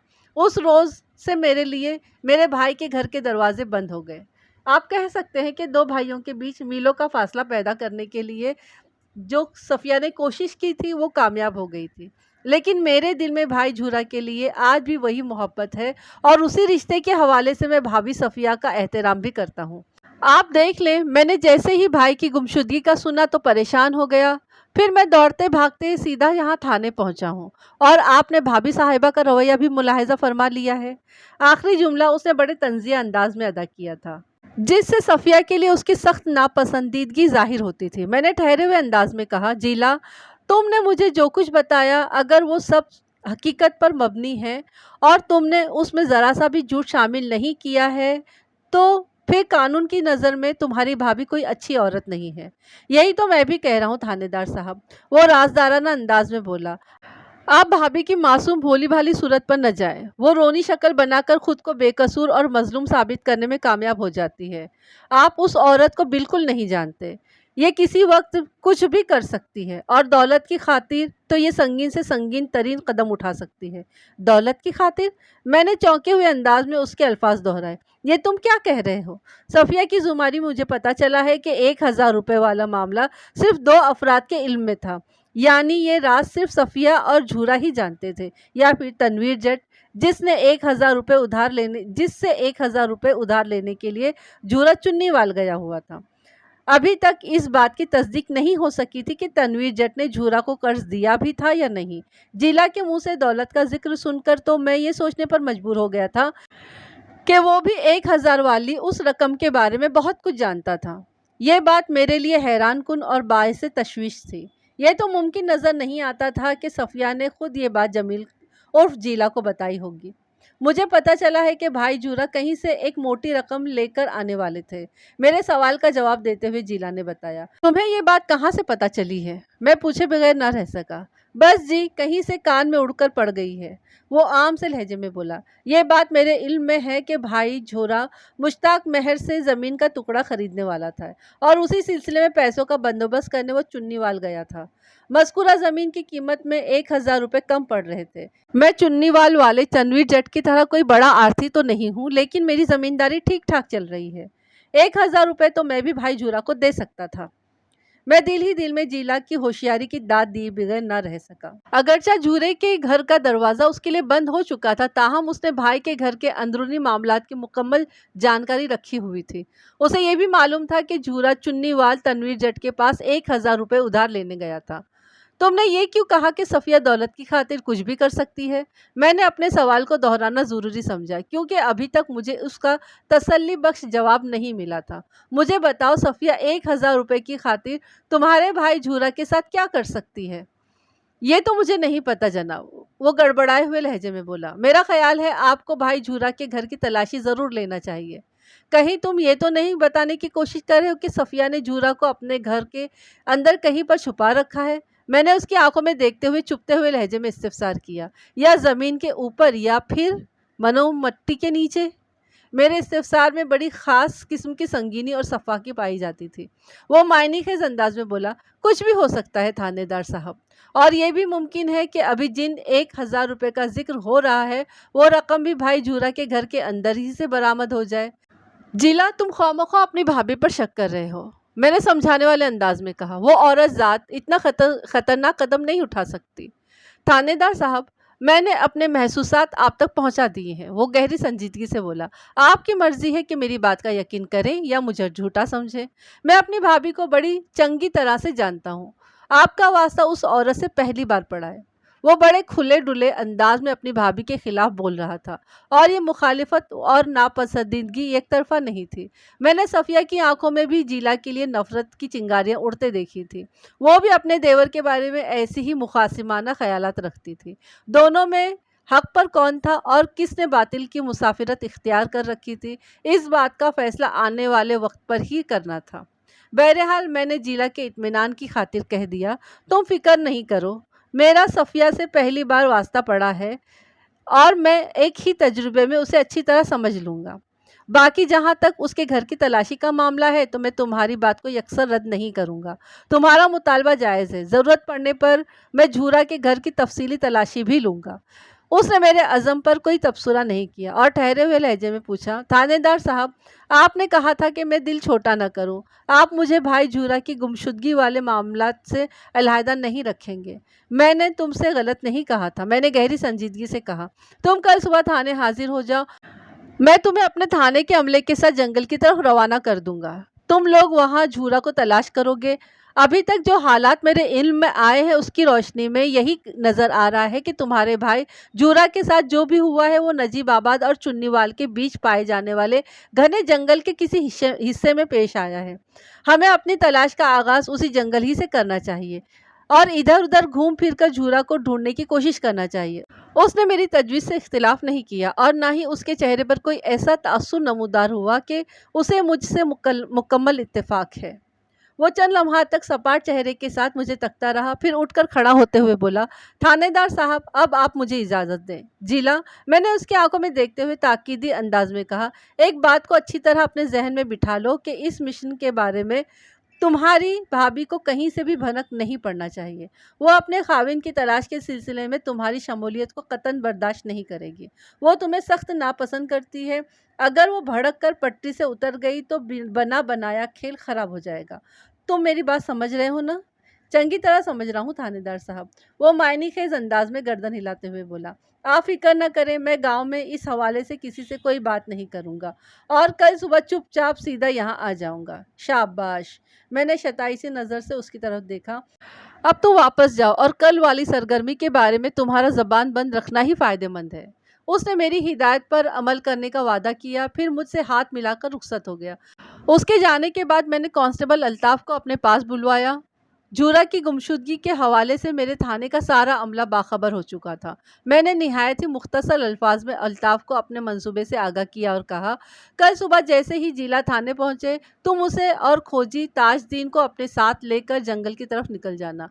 آپ کا حکم سر آنکھوں پر ملک صاحب، وہ ہچکچاہٹ آمیز انداز میں بولا۔ پھر پوچھا، کیا آپ جیلا کو واقعی اس مشن میں ساتھ رکھنا چاہتے ہیں؟ مجھے محسوس ہوا کہ الطاف کے ذہن میں جیلا کے حوالے سے کچھ خاص چل رہا ہے۔ اس کی سوچ تک رسائی حاصل کرنے کی غرض سے میں نے الٹا اسی سے سوال کر ڈالا، کیوں؟ کیا اس میں کوئی قباحت ہے؟ قباحت تو کوئی نہیں ہے ملک صاحب، لیکن… وہ بولتے بولتے رکا تو میں نے اس کے ادھوری بات کے جواب میں پوچھا، لیکن کیا؟ میں نے دیکھا ہے کہ یہ بندہ تھانے کے باہر اپنی بھابھی کے ساتھ بڑی بدتمیزی سے پیش آ رہا تھا۔ آپ کی آمد پر یہ آپ کو دکھانے کے لیے نرم لہجے میں بات کرنے لگا تھا۔ کانسٹیبل نے وضاحت کرتے ہوئے بتایا، جیلا مجھے قابل بھروسہ نہیں لگ رہا۔ الطاف، ہم نے جیلا کو نوٹوں کی گڈیوں سے بھرا ہوا بریف کیس تھما کر یا سونے کی اینٹوں سے بھرا ہوا صندوق اٹھوا کر ایک گاؤں سے دوسرے گاؤں نہیں بھیجنا جو اس کا بھروسہ مند ہونا ضروری ہو، میں نے ٹھہرے ہوئے لہجے میں کہا۔ صفیہ کے ساتھ اس کا جو بھی رویہ ہے وہ دونوں بھائیوں کے بیچ کے پائے جانے والے ناخوشگوار تعلقات کی وجہ سے ہے۔ اور ایک بات ذہن میں رکھنا کہ جیلا میری نظر میں بھی کلیئر نہیں ہے۔ میں اسے تمہارے ساتھ اس لیے بھیج رہا ہوں کہ اگر تم اس پر گہری نظر رکھ سکو، اپنی ضرورت کے تحت اگر تم یہ چاہو تو اپنے ساتھ ایک دو کانسٹیبلوں اور کو بھی ساتھ لے جا سکتے ہو، مگر اس پارٹی کے لیڈر تم ہی ہوں گے۔ واپسی پر میں ہر سوال تم سے ہی کروں گا اور جواب بھی تمہیں ہی دینا ہوگا۔ آپ بے فکر ہو جائیں ملک صاحب، وہ مضبوط لہجے میں بولا، میں آپ کی توقع پر پورا اترنے کی کوشش کروں گا۔ میں جیلا کی کڑی نگرانی کروں گا اور اس کی ایک ایک حرکات و سکنات کا بڑی باریک بینی سے جائزہ لوں گا۔ میں کل صبح چنیوال جا رہا ہوں، میں نے الطاف کو اپنے پروگرام سے آگاہ کرتے ہوئے کہا، اور شام سے پہلے واپس آ جاؤں گا۔ مجھے امید ہے کہ اس دوران میں تم لوگ بھی جنگل یاترا سے کسی اچھی خبر کے ساتھ واپس آ چکے ہوں گے۔ انشاءاللہ، وہ پرسکون انداز میں بولا۔ میں نے الطاف کو فارغ کیا تو جہاں زیب تھانے پہنچ گیا۔ میں نے ASI جہاں زیب کو ماسٹر عنایت کی طرف روانہ کیا تھا اور مجھے قوی امید تھی کہ وہ خالی ہاتھ نہیں لوٹے گا، لیکن جب میں نے اسے تنہا واپس آتے دیکھا تو میرا ماتھا ٹھنکا۔ ملک صاحب، بڑی گڑبڑ ہو گئی ہے، وہ میرے سامنے بیٹھتے ہوئے بولا۔ میں نے تشویش بھرے انداز میں پوچھا، کیسی گڑبڑ؟ ماسٹر عنایت کے گھر پر تالا لگا ہوا ہے، وہ انکشاف انگیز لہجے میں بولا۔ کیا مطلب ہے تمہارا؟ مطلب یہ کہ ماسٹر عنایت غائب ہے۔ کب سے؟ میں نے استفسار کیا۔ ASI کی اطلاع نے مجھے گمبھیرتا میں ڈال دیا تھا۔ لوگ بتاتے ہیں کہ کل دوپہر کے بعد اسے کسی نے نجیب آباد میں نہیں دیکھا۔ اوہ! میں نے ایک گہری سانس خارج کی، پھر پوچھا، لوگ بتاتے ہیں سے تمہاری کیا مراد ہے؟ اس کے گھر والے کہاں ہیں؟ ماسٹر عنایت کا آگے پیچھے کوئی نہیں ہے ملک صاحب، ASI نے بتایا۔ وہ اس گھر میں اکیلا رہتا تھا، اور مجھے یہ بھی پتہ چلا ہے کہ وہ نجیب آباد کا پرانا وسنیک نہیں ہے۔ میں نے سوچ میں ڈوبے ہوئے لہجے میں کہا، وہ پہلے شیخو پورہ میں کہیں رہتا تھا، کہیں وہ اپنے آبائی علاقے کی طرف تو نہیں نکل گیا؟ مجھے بھی ایسا ہی لگتا ہے ملک صاحب، ASI اثبات میں گردن ہلاتے ہوئے بولا۔ میں نے فیقہ درزی سے خاصی تفصیلی بات کی ہے اور اس سے ماسٹر عنایت کا شیخو پورہ والا ایڈریس بھی لے لیا ہے۔ اس فیقہ درزی کا کیا حدود و اربا ہے؟ میں نے گہری سنجیدگی سے کہا، میرا مطلب یہ ہے کہ کیا تم فیقہ کی تاریخ اور جغرافیہ سے واقفیت رکھتے ہو؟ تھوڑی بہت معلومات ہے میرے پاس، ASI نے بتایا۔ ماسٹر عنایت کا مکان فیقہ درزی کے گھر کے ساتھ جڑا ہوا ہے، یعنی یہ دونوں پڑوسی ہیں۔ پورے گاؤں میں فیقہ درزی وہ واحد شخص ہے جس کے ساتھ ماسٹر عنایت کی خوب بنتی تھی۔ فیقہ درزی کی باقاعدہ کوئی ٹیلرنگ شاپ نہیں ہے، وہ سلائی کا کام اپنے گھر کی بیٹھک میں کرتا ہے اور دن کا بیشتر حصہ ماسٹر عنایت اسی کے پاس بیٹھا گپ شپ کرتا رہتا ہے۔ فیقہ نے مجھے بتایا ہے کہ اگر کسی زمانے میں ماسٹر عنایت بھی کپڑوں کی سلائی کیا کرتا تھا، اسی لیے اس کے نام کے ساتھ ماسٹر لگا ہوا ہے۔ وہ اپنے گھر والوں سے ناراض ہو کر یہاں آ گیا تھا۔ فیقہ درزی نے اس بات کا امکان ظاہر کیا ہے کہ شاید ماسٹر عنایت شیخو پورہ کی طرف نکل گیا ہو۔ فیقہ نے امکان ظاہر کیا ہے، میں نے پرخیال انداز میں کہا، مطلب یہ کہ اسے یقین نہیں ہے کہ ماسٹر عنایت شیخو پورہ ہی گیا ہوگا۔ وہ فیقہ درزی سے مل کر یا اسے بتا کر نہیں گیا ملک صاحب، ASI نے کہا۔ فیقہ نے مجھے بتایا کہ کل دوپہر کے وقت وہ اس کے پاس بیٹھا ہوا تھا اور خاصا اداس بھی تھا۔ اسی اداسی کی کیفیت میں اس نے فیقہ درزی کو 2-3 مرتبہ ایک مختصر سی کہانی بھی سنا ڈالی تھی، اور ہر بار کہانی کے اختتام پر اس نے گردن جھٹکتے ہوئے بڑے دردناک انداز میں ایک ہی ڈائلاگ بولا تھا، پھر وہ فیقہ درزی کے پاس سے اٹھ کر کہیں چلا گیا تھا۔ कहा इस बारे में फीका वसूख के साथ कुछ भी बताने से कासिर है। मास्टर इनायत के घर में लटके हुए ताले को देखकर वो यही समझा कि शायद वो शेखुपुरा की तरफ निकल गया है। एएसआई ने अपनी बात पूरी की तो मैंने उससे पूछा, क्या फीका दर्जी ने तुम्हें बताया था कि मास्टर इनायत ने गर्दन झटक कर कौन सा डायलॉग बोला था? जी मलिक साहब, फीका ने मुझे मुख्तसर सी कहानी भी सुनाई है और वो डायलॉग के बारे में भी बताया है। एएसआई ने जवाब दिया। कहानी के इख्तिताम पर मास्टर इनायत ने अफसोसनाक अंदाज में कहा था, दुनिया वाले किसी हाल में इंसान को जीने नहीं देते। मास्टर इनायत ने बात तो बड़े पते की है, मैंने गहरी संजीदगी से कहा। अब लगे हाथों मुख्तसर सी कहानी भी सुना डालो। मुमकिन है उस कहानी में हमें कोई ऐसा इशारा मिल जाए जिससे जूरा की तलाश में मदद मिल सके। मेरी फरमाइश पर जहां ज़ेब ने मुझे वो मुख्तसर सी कहानी सुना दी। ये कहानी भी मछली वाले वाक़े की तरह खासी दिलचस्प है। आप भी सुन लें, मेरा मतलब है सुन ही ले। एक बूढ़ा शख्स अपने नौउम्र बेटे के हमरा किसी रास्ते पर चला जा रहा था। साथ में उसका मरियल सा गधा भी सब महवे सफ़र था। कोई पास से गुजरा और उसने मजाक उड़ाने वाले अंदाज में कहा, 3 गधे जा रहे हैं। बूढ़े ने उस शख्स के तबसरे का बुरा मनाया और कहा, हम दोनों इंसान हैं, गधा सिर्फ ये है। अगर तुम दोनों इंसान होते तो तुम में अक्ल नाम की भी कोई चीज़ होती। उस शख्स ने तंज़िया अंदाज में कहा, एक सवारी की मौजूदगी में पैदल चले जा रहे हो। वो शख्स तो बात करके आगे बढ़ गया और बूढ़ा सोच में पड़ गया। बूढ़े को उस शख्स की बात में खासा वजन महसूस हुआ और उसने अपने बच्चे को गधे की पीठ पर सवार कर दिया और खुद साथ साथ पैदल चलने लगा। चंद मिनट ही हुए थे कि एक दूसरा शख्स उनके करीब से गुजरा और ये जुमला चिस्पा करके आगे बढ़ गया, क़र्ब क़यामत की निशानी है। नौजवान औलाद मज़े से गधे पर सवार है और ज़ईफ़ बाप को पैदल चलाया जा रहा है। इससे बड़ी बेगैरती और क्या होगी। अल्लाह ऐसी बेहिस औलाद को गारत करे। आमीन सुम्मा आमीन। बूढ़े शख्स ने फ़ौरन से पेशतर अपने बेटे को नीचे उतारा और ख़ुद गधे की पीठ पर सवार हो गया, जैसे उसे डर हो कि अगर उसने ताख़ीर कर दी तो इस बंदे की बद्दुआ बेटे को लग जाएगी। चंद कदम का फासला तय किया था कि एक तीसरा आदमी सामने से आता दिखाई दिया। जब वो बंदा उनके नज़दीक पहुंचा तो होंठ भींचकर खासे गुस्से से बोला, चाइल्ड लेबर का कानून गांव देहात में भी नाफिज हो जाना चाहिए ताकि बच्चों से कोई बेगार लेने या कोई उन्हें तकलीफ देने के बारे में ना सोच सके। इस बेशरम बुढ़े को देखो, कितने आराम से गधे की पुश्त पर बैठा डोंकी राइड का लुत्फ ले रहा है और मासूम बालक बेचारा पइयों पइयों चलने पर मजबूर। कोई शर्म होती, कोई हया होती है। बूढ़े शख्स की समझ में नहीं आ रहा था कि करे तो क्या करे। जो शख्स जो भी बोलकर जा रहा था उसकी बात को नज़रअंदाज नहीं किया जा सकता। बिला आखिर उसकी समझ में यही आया कि दोनों बाप बेटे गधे पर सवार हो जाते हैं। चुनांचा उन्होंने ऐसा ही किया, मगर आज का दिन तो हर तरफ से कमबख्ती लिए हुए था। वो दोनों गधे पर सवार थोड़ी ही दूर गए थे कि एक चौथा आदमी उनके पास से गुजरा और ये कहकर वो बंदा रही सही कसर भी पूरी कर गया। गज़ब खुदा का, एक मरियल से गधे पर दो अफराद सवार हैं। ये जुल्म और ज़्यादती की इंतहा है। ये ठीक है कि वो गधा है, बेजुबान है, लेकिन रोज़े क़यामत अल्लाह इस जानवर को भी कुव्वत गोयाई अता फरमाएगा। फिर ये गधा इस बुढ़े की एक एक सितम को खोल कर बयान करेगा और बेशक अल्लाह ज़बरदस्त इंसाफ करने वाला है। बूढ़े शख्स का पैमाना सब्र लबरेज हो गया। जब किसी के ज़ब्र का पैमाना छलक जाए तो फिर कुछ भी हो सकता है। उस बूढ़े शख्स ने भी एक अजीब और अनोखा फैसला किया और बेटे की मदद से हिम्मत कोशिश करके उसने अपने मरियल से घोड़े को सर पर उठा लिया।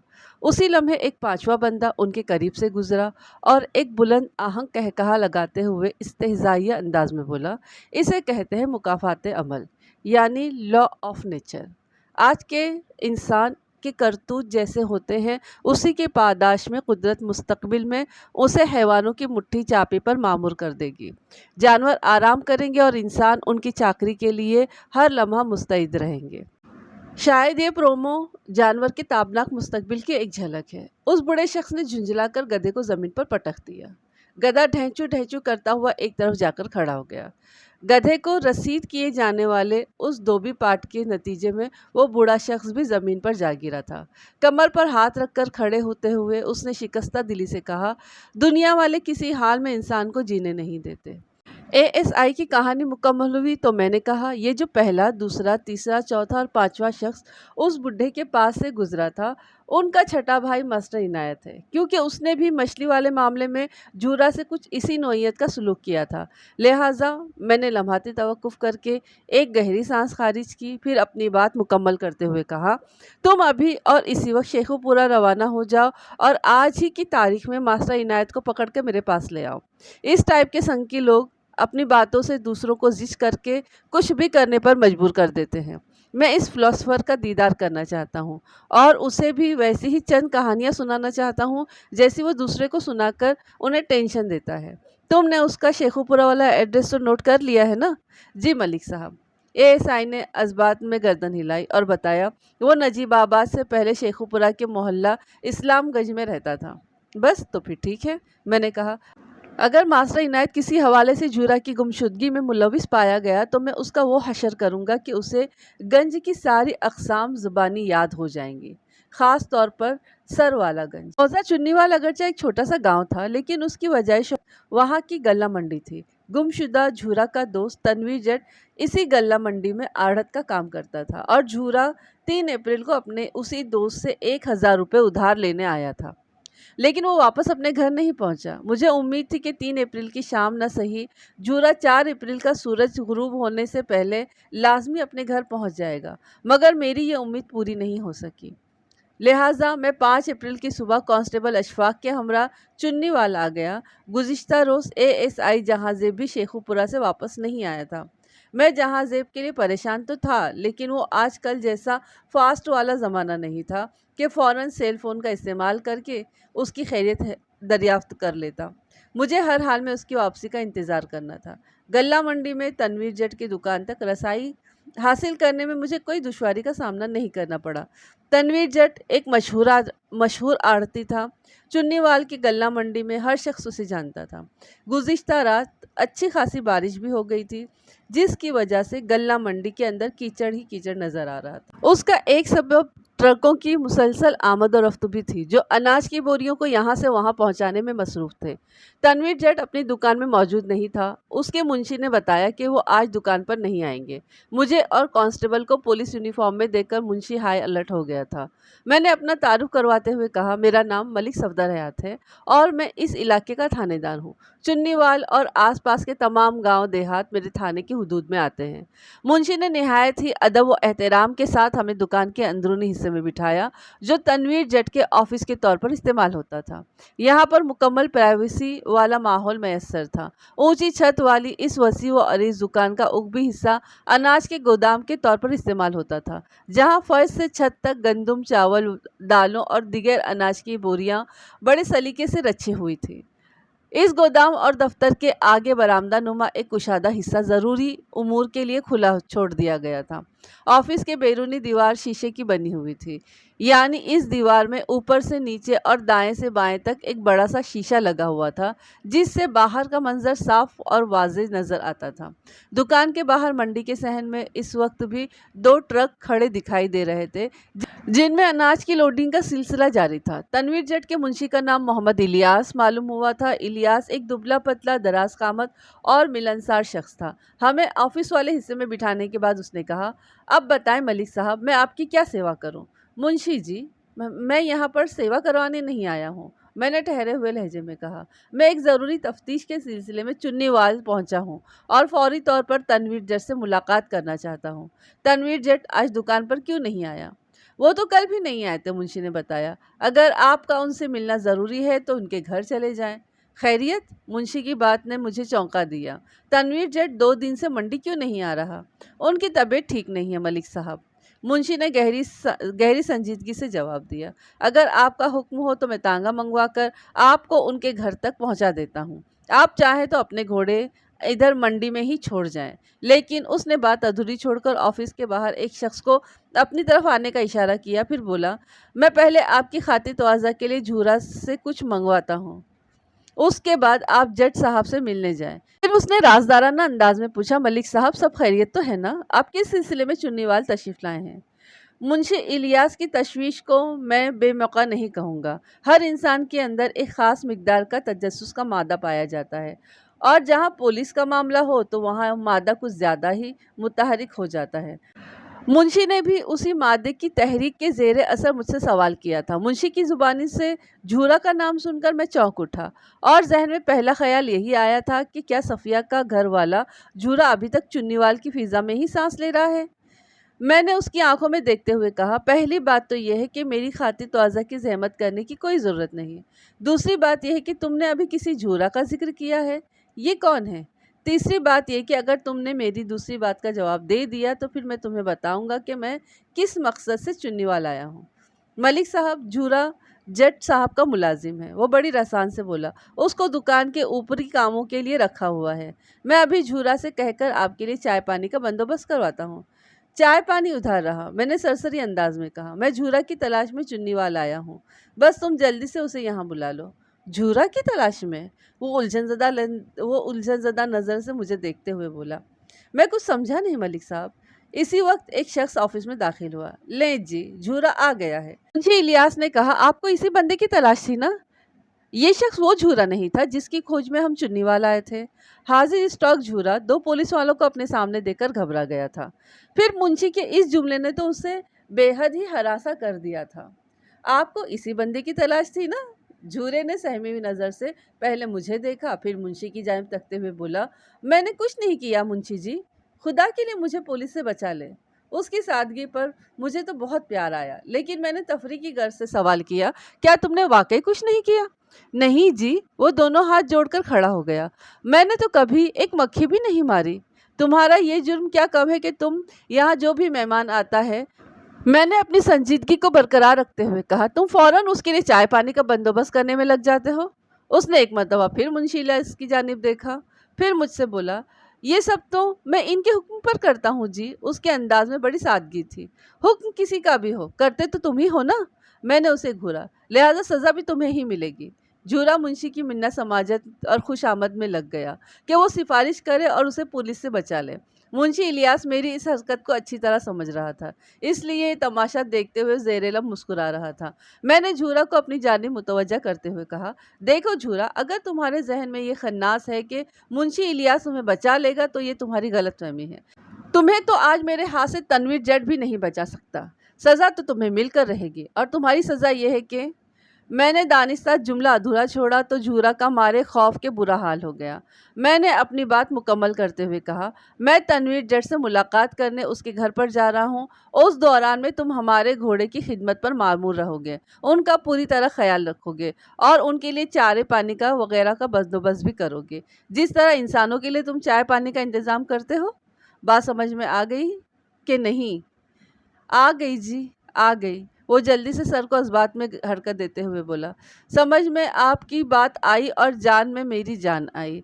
आप बेफिक्र होकर जाएं, मैं आपके घोड़ों को नहला धुलाकर और खिला पिलाकर एकदम तरोताज़ा कर दूंगा।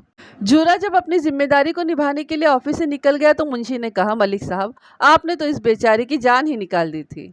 इस यूनिफॉर्म की अपनी एक अजीब से हैबत और दहशत होती है मुंशी जी, मैंने कहा, लेकिन बाज़ ख़तरनाक मुजरिम इतने दीदा दिलेर होते हैं कि वो इस यूनिफॉर्म को खातिर में लाए बगैर पूरे पुलिस डिपार्टमेंट को चैलेंज करते रहते हैं।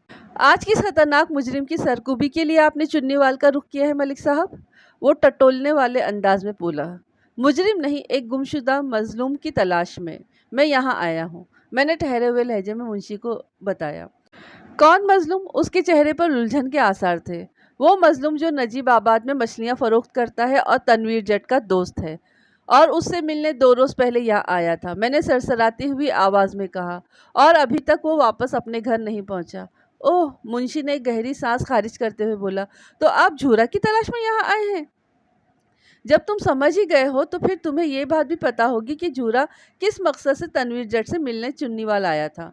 मैंने उसकी आंखों में देखते हुए सवाल किया, और तुम्हें ये बात भी मालूम होगी कि वो अभी तक घर क्यों नहीं पहुंचा। मलिक साहब, झूरा परसों यानी 3 अप्रैल को लगभग 11 बजे दिन में यहाँ पहुंचा था। वो गहरी संजीदगी से बताने लगा। उसने वड़ाच साहब से काफ़ी तफसीली मुलाकात की थी और दोपहर का खाना भी इधर दफ्तर में ही खाया था। फिर कोई 4 बजे के करीब वो यहाँ से रुखसत हो गया था। वो पैदल सफ़र करने का आदी है और ख़ासा तेज़ भी चलता है। मेरे अंदाजे के मुताबिक उसे ज़्यादा से ज़्यादा 5 बजे तक अपने घर पहुँच जाना चाहिए था।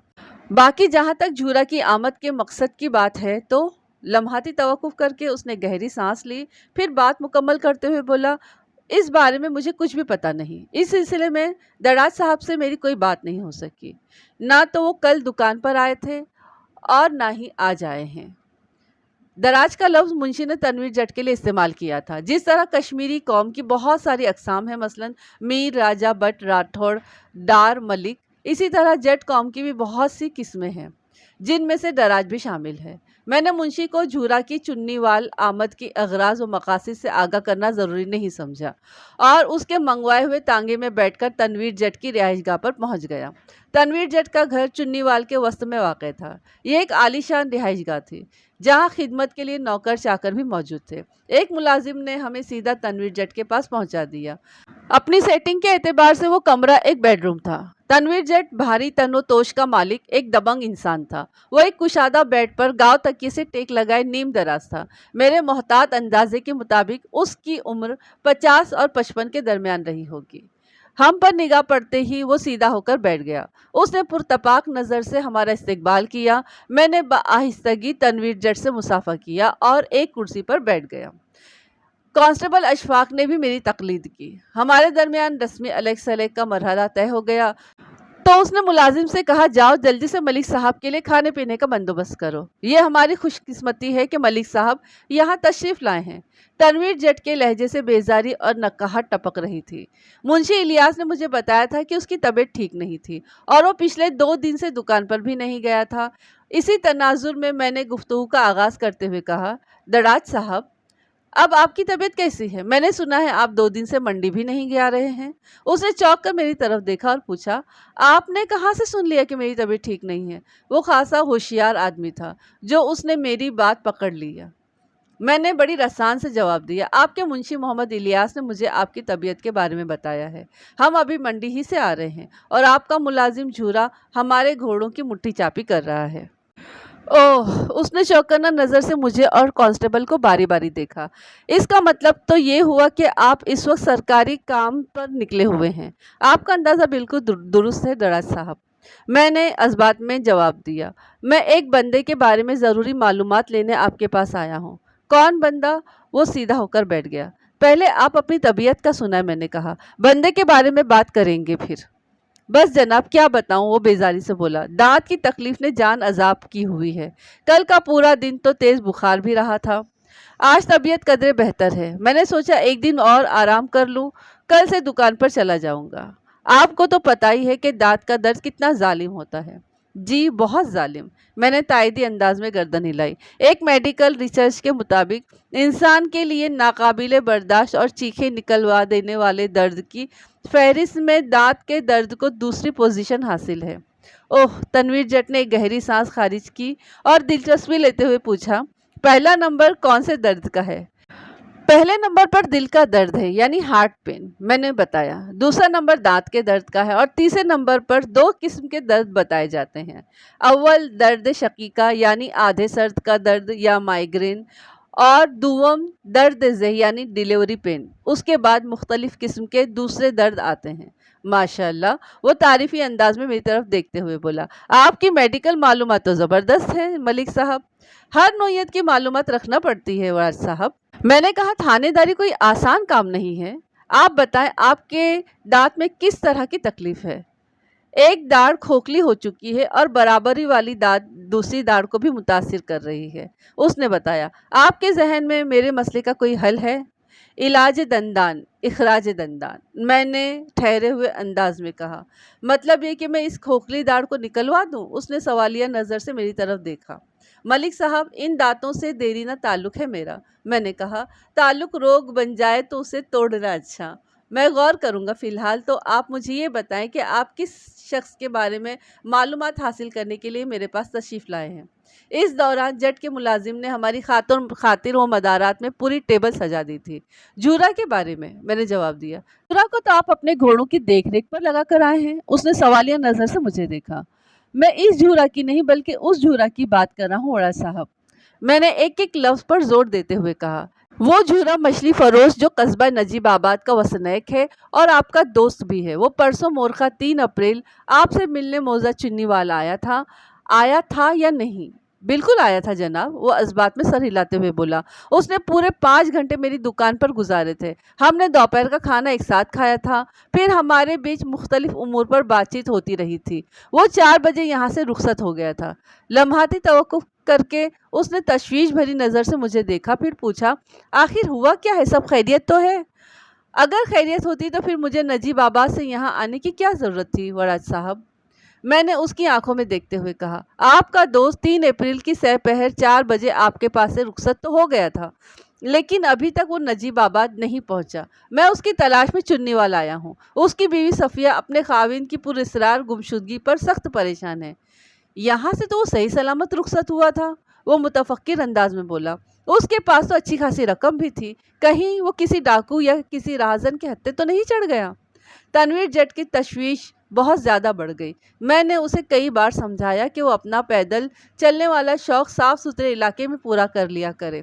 इस घने जंगल में तने तन्हा सफ़र करना, और वो भी पैदल, ख़तरे से खाली नहीं है जनाब। मगर झूरा ने मेरी किसी बात पर तवज्जो नहीं दी। मैंने अभी तक तनवीर जट के सामने रकम का जिक्र नहीं किया था, और वो बता रहा था कि झूरा के पास अच्छी खासी रकम मौजूद थी। सफ़िया ने मुझे बताया था कि झूरा तनवीर जट से 1000 रुपये उधार लेने गया था। मैंने अपने इत्मीनान की खातिर पूछ लिया, झूरा की बीवी से पता चला है कि वो आपसे कुछ रकम लेने आया था। आपने उसे कितने पैसे दिए थे? पूरे 2000 रुपये, उसने ठोस अंदाज में बताया। तनवीर जट के जवाब ने मुझे उलझन में डाल दिया। मैंने तस्दीक तलब अंदाज में पूछा, क्या वाकई वो आपसे 2000 रुपये ले गया था? मैं आपसे झूठ क्यों बोलूँगा मलिक साहब, वो गहरी संजीदगी से बोला। झूरा मुझसे जितनी रकम ले गया है मैं वही बता रहा हूँ। लेकिन सफ़िया का कहना तो ये है कि झूरा आपके पास 1000 रुपये लेने आया था। वो भी गलत नहीं कह रही है, वो मायनी खेज लहजे में बोला। ये क्या बात हुई वड़द साहब? बात ये हुई मलिक साहब के, वो वजाहत करते हुए बोला, झूरा आया तो 1000 लेने ही था, लेकिन मैंने ज़बरदस्ती उसे 2000 दिए थे। वड़द साहब, आपने तो बात को और ज़्यादा उलझा दिया है, मैंने साफ गोई का मुजाहरा करते हुए कहा। उस ज़बरदस्ती का सबब बताना पसंद करेंगे? जी ज़रूर, वो इस बात में गर्दन हिलाते हुए बोला। झूरा ने मुझे बताया था कि वो उधर नजीबाबाद में मुश्ताक महर से ज़मीन का एक टुकड़ा ख़रीदना चाहता है। मुश्ताक महर मज़कूरा अराज़ी के 1500 रुपये मांग रहा था। झूरा के पास 500 रुपये रखे थे, और वो 1000 मुझसे उधार लेने आया था। ये सारी बातें मुझे सफ़िया बता चुकी है, मैंने कता कलामी करते हुए कहा। अब जो मैं बताने वाला हूँ वो भी सुन ले सरकार, वो ज़ेरे लब मुस्कुराते हुए बोला। मैंने वो कता अराज़ी देख रखा है, झूरा जिसे ख़रीदने की बात कर रहा था। मेरी सारी ज़िंदगी ज़मींदारी में गुजरी है मलिक साहब। ज़मीन का वो टुकड़ा किसी भी तरह 3000 रुपये से कम का नहीं है, और मैं मुश्ताक महर को भी अच्छी तरह जानता हूँ। उस बंदे ने ज़िंदगी भर नुकसान का सौदा नहीं किया, फिर वो ज़मीन का मज़कूरा टुकड़ा आधी कीमत पर क्यों कर फ़रोख्त कर सकता है? इसी ख्याल के पेश नज़र वो सांस हमवार करने के लिए मुतवक्किफ़ हुआ, फिर अपनी बात मुकम्मल करते हुए बोला, मैंने झूरा को 1 के बजाय 2000 रुपये ज़बरदस्ती दिए थे, ताकि ज़मीन का सौदा करते हुए उसे कोई परेशानी ना हो। आपने तो बड़ी अक्लमंदी का सबूत दिया था वड़ाज साहब, लेकिन झूरा घर पहुंचा और ना ही आपके दिए हुए 2000 रुपये। मैंने सोच में डूबे हुए लहजे में कहा, फिर पूछा, क्या यहाँ चुन्नीवाल में किसी को ये बात मालूम थी कि झूरा आपसे 2000 रुपये लेकर जा रहा है? कतई नहीं मलिक साहब, वो डोतोक अंदाज में बोला। यह मामला सिर्फ मेरे और झूरा के बीच में ही था, हत्ता कि मेरे मुंशी इलियास को भी इस रकम की कोई खबर नहीं। ये पैसे मैंने झूरा को अपनी जेब खास से दिए थे। मैंने गंभीर अंदाज में कहा, इसका मतलब ये हुआ कि चुन्नीवाल से कोई बंदा झूरा के ताकुब में नहीं गया था? सवाल ही पैदा नहीं होता मलिक साहब, वो बड़े पुरउसूक अंदाज में बोला। मुझे तो ये सीधी सीधी डाकुओं की कार्रवाई लगती है। क्या आपने जंगल को चेक किया? चुन्नीवाल का कस्द करने से पहले एक मुतलाशी पार्टी को जंगल वाले हिस्से का कोना कोना छान मारने की हिदायत के साथ जंगल की जानिब रवाना कर दिया था, मैंने तनवीर जट को बताया। इस पार्टी में एक तजुर्बाकार खोजी भी शामिल है। अगर झूरा के साथ जंगल के अंदर कोई नाखुशगवार वाक़या पेश आया है तो शाम तक उसका पता चल जाएगा इंशाअल्लाह, वो खुलूस भरे अंदाज में बोला। झूरा खैरियत से ही होगा। झूरा के लिए तनवीर जट की फिक्रमंदी और परेशानी में मुझे कोई खोट दिखाई नहीं देती थी। वो झूरा का सच्चा और मुखलिस दोस्त था। मैंने उसकी आंखों में देखते हुए पूछा, राज साहब, झूरा की तलाश के सिलसिले में आप मुझसे क्या ताउन कर सकते हैं? जो आपका हुक्म हो। उसने बॉल को मेरी कोट में फेंक दिया। मैंने कहा, आप अपने चंद काबिल एतमाद अफराद पर मुश्तमिल एक टीम तश्कील दें और उन्हें झूरा की तलाश में चुन्नीवाल और इर्द गिर्द के गांव देहात की तरफ रवाना कर दें। आप फिक्र न करें मलिक साहब, ये काम आज ही हो जाएगा, वो बड़े एतमाद से बोला। झूरा मेरा बहुत सच्चा दोस्त है, मेरी पूरी कोशिश होगी कि जल्द अज जल्द वो बाजियाब हो जाए। झूरा की तलाश का सिलसिला तो आप पहली फुर्सत में शुरू करा दें, मैंने गंभीर अंदाज में कहा। उसके अलावा आप मुझे ये भी बताएं कि यहाँ चुन्नीवाल में झूरा की किसी से कोई दुश्मनी तो नहीं थी? झूरा अपने काम से काम रखने वाला एक सीधा सा इंसान है मलिक साहब, वो ठहरे हुए अंदाज में बोला। उसे दुश्मन और दुश्मनी पालने का कभी शौक नहीं रहा। मैं चुन्नीवाल में उसकी किसी दुश्मन से वाकिफ नहीं हूँ, और वहाँ नजीबाबाद में, वहाँ भी झूरा का कोई दुश्मन मेरे इल्म में नहीं है। जिला के बारे में आपका क्या ख्याल है? मैंने चुपते हुए लहजे में पूछा। वो चंद लम्हात तक टटोलती हुई नज़र से मुझे देखता रहा, फिर एक गहरी सांस खारिज करते हुए बोला, जमील उर्फ जिला झूरा का छोटा भाई है।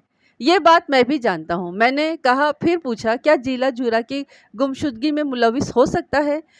ये बात आप किसी खास बिना पर कह रहे हैं? उसने मुझसे ही उल्टा सवाल कर डाला। मैंने कहा, मैंने सफ़िया के रवैये में जिला के लिए ख़ास नौयत की सद मोहरी बल्कि नफ़रत देखी है, और कमोबेश उसी दर्जे की अदावत और नापसंदीदगी जिला के अंदाज में पाई जाती है।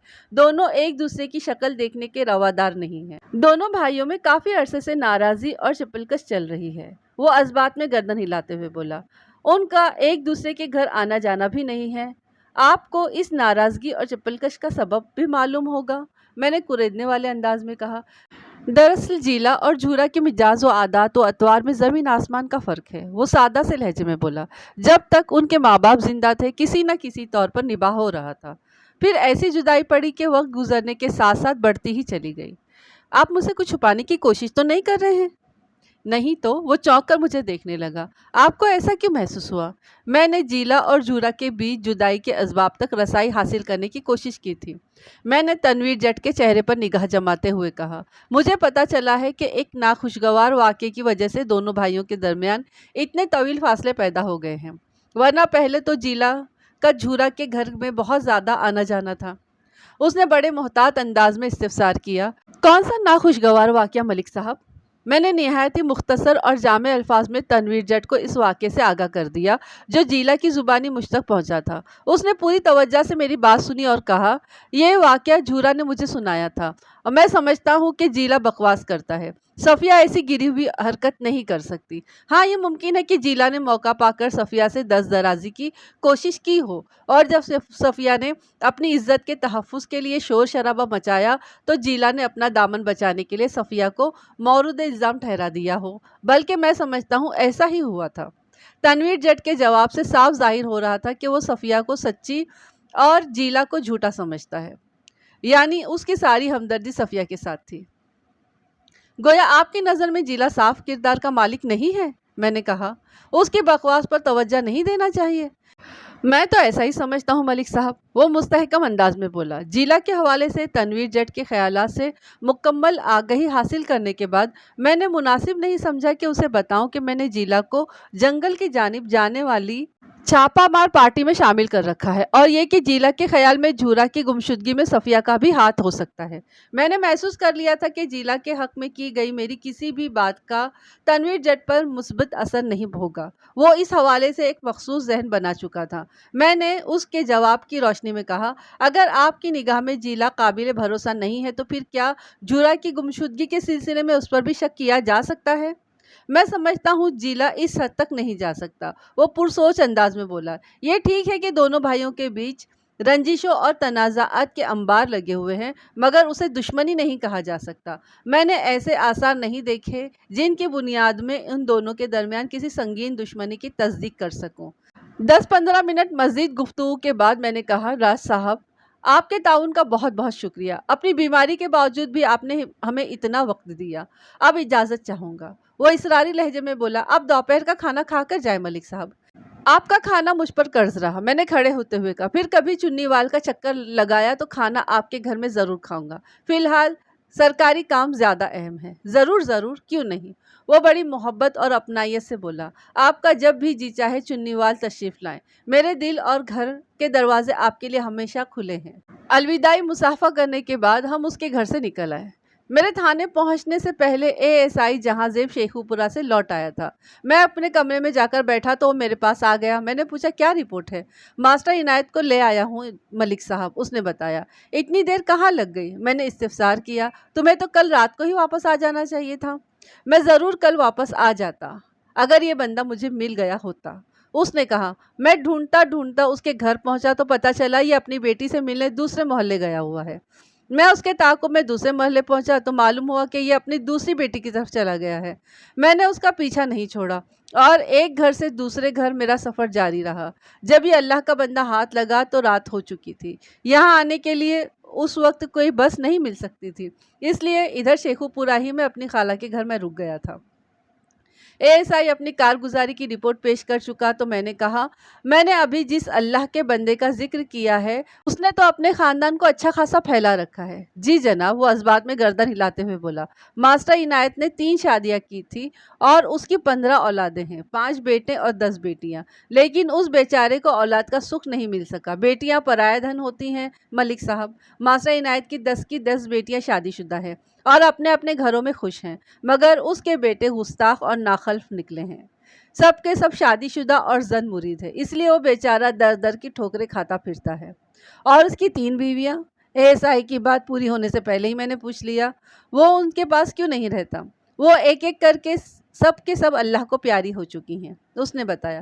بیچارہ بہت دکھی ہے۔ مجھے یہ بھی پتا چلا ہے کہ ایک جگہ ٹک کر نہیں رہتا، چند ماہ کہیں تو چند ماہ کہیں کسی اور جگہ۔ نجیب آباد میں آئے ہوئے اسے صرف 2 ماہ ہوئے ہیں۔ فقہ درزی کے ساتھ اس کا دل یوں بھی لگ گیا تھا کہ کسی زمانے میں اس نے بھی ٹیلرنگ کا کام کیا تھا، اسی لیے اس کے نام کے ساتھ ماسٹر لگا ہوا ہے۔ ماسٹر عنایت کو لے ہی آئے ہو تو پھر ذرا مجھے بھی اس کا دیدار کرا دو، میں نے کہا۔ جی ضرور، وہ اٹھ کر کھڑا ہو گیا۔ 1 منٹ کے بعد ماسٹر عنایت میرے سامنے حاضر تھا۔ ماسٹر عنایت کی عمر 50 سے متجاوز تھی۔ وہ ایک دبلا پتلا اور کمزور سا انسان تھا۔ ASI نے مجھے اس کی جو دکھ بھری داستان سنائی تھی وہ بالکل ویسا ہی نظر آتا تھا۔ اگر اولاد کی جانب سے انسان کو سکھ نہ ملے تو اس کی حالت ایسی ہی ہو جاتی ہے۔ میں نے 15-20 منٹ تک ماسٹر عنایت کو اپنے سوالات کی باڑ پر رکھا، لیکن میرے پیشہ ورانہ تجربے نے مجھے بتا دیا کہ کسی بھی حوالے سے جھورا کی گمشدگی میں اس کا ہاتھ نہیں تھا۔ اس نے جھورا کے ساتھ مچھلی والا جو سین کیا تھا، اس نوعیت کی دل جلانے والی اوٹ پٹانگ حرکتیں وہ اکثر لوگوں کے ساتھ کیا کرتا رہتا تھا۔ میں سمجھتا ہوں کہ وہ اولاد، خصوصاً اپنے بیٹوں کے رویے سے جن صدمات سے گزرا تھا، اس میں انسان کی ذہنی کیفیت ایسی ہی ہو جاتی ہے۔ وہ جان بوجھ کر کسی کو ٹارچر نہیں کرتا، بس مسلسل ملنے والے دکھوں کی وجہ سے یہ اس کا اسٹائل بن جاتا ہے۔ میں نے اسے جانے کی اجازت دے دی کیونکہ مجھے یقین تھا کہ جھورا کی گمشدگی میں وہ ملوث نہیں ہے، بلکہ جب اسے پتا چلا کہ جھورا 2 دن سے غائب ہے تو اس کے چہرے پر افسردگی اتر آئی۔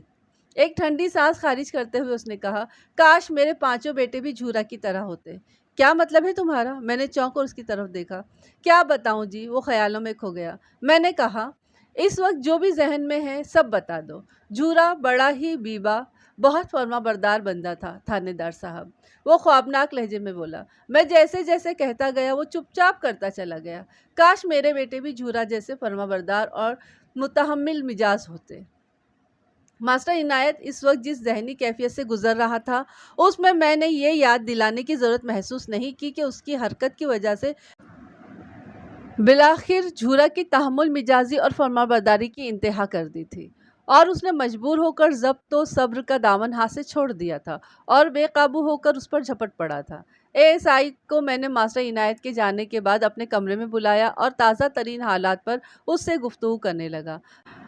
میں نے اسے اپنے دورہ چنی وال کی تفصیل سے بھی آگاہ کیا۔ اس نے گہری سنجیدگی سے کہا، میں تنویر جٹ کی بات سے متفق ہوں ملک صاحب۔ مطلب تم بھی یہی سمجھتے ہو کہ جھورا کے ساتھ جنگل میں کوئی حادثہ پیش آ گیا ہے؟ میں نے سوالیہ نظر سے اس کی طرف دیکھا۔ فی الحال اور کوئی وجہ تو نظر نہیں آ رہی، وہ ٹھہرے ہوئے لہجے میں بولا۔ جھورا چنی وال سے 2000 روپے لے کر روانہ ہوا اور پھر نجیب آباد نہیں پہنچا۔ نجیب آباد اور چنی وال کے درمیان تو جنگل ہی جنگل ہے ملک صاحب، گھنا جنگل۔ اسی گھنے اور خطرناک جنگل میں نے ایک متلاشی ٹیم کو روانہ کر رکھا ہے، میں نے کہا، اور مجھے امید ہے کہ وہاں سے کوئی اچھی خبر ہی آئے گی۔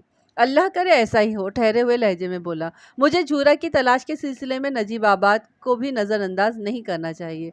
एएसआई ने अगरचे एक आम सी बात की थी, लेकिन मैं उसकी बात सुनकर चौंक उठा था। मैंने कहा, तुम बिल्कुल ठीक कह रहे हो जहांज़ेब। नजीब आबाद कोई कस्बा ज़्यादा बड़ा तो नहीं है। मैं ये काम तुम्हारे ज़िम्मे लगाता हूँ, अगर तुम थके हुए ना हो तो। थकन का क्या सवाल मलिक साहब, वो हशाश बशाश लहजे में बोला। रात भर मैंने उधर खाला के घर में आराम ही किया है। तो फिर तुम नजीब आबाद के सर्वे पर निकल जाओ, मैंने फैसला कुन लहजे में कहा। ज़रा घूम फिर कर लोगों से पूछो, शायद किसी ने 3 अप्रैल की शाम को झूरा को कस्बे में देखा हो। वैसे इस बात का इम्कान नज़र तो नहीं आता कि झूरा नजीब आबाद पहुंचा हो, लेकिन फिर भी तफ्तीश का तकाजा यही कि हमें इस पहलू को भी जहन में रखना चाहिए। एएसआई मुझे सलाम करके रुखसत हो गया। थोड़ी देर के बाद कांस्टेबल अल्ताफ़ की टीम जंगल से वापस आ गई। इस टीम में अल्ताफ़ के अलावा खोजी ताजदीन उर्फ ताजू चाचा, कांस्टेबल जुनैद खान और झूरा का छोटा भाई जीला शामिल था। उनकी वापसी का सबसे अफसोसनाक पहलू ये था कि वो लोग जंगल से नाकाम और नामुराद लौटे थे। कांस्टेबल अल्ताफ़ ने मुझे बताया, मलिक साहब, हमने नजीब आबाद से लेकर चुन्नीवाल तक फैला हुआ सारा जंगल छान मारा, लेकिन हमें झूरा का कोई सुराग नहीं मिला। हत्ता कि हमने शुमालन जुनूबन बहने वाली बड़ी नहर के किनारे मीलों तक देखते हुए चले गए।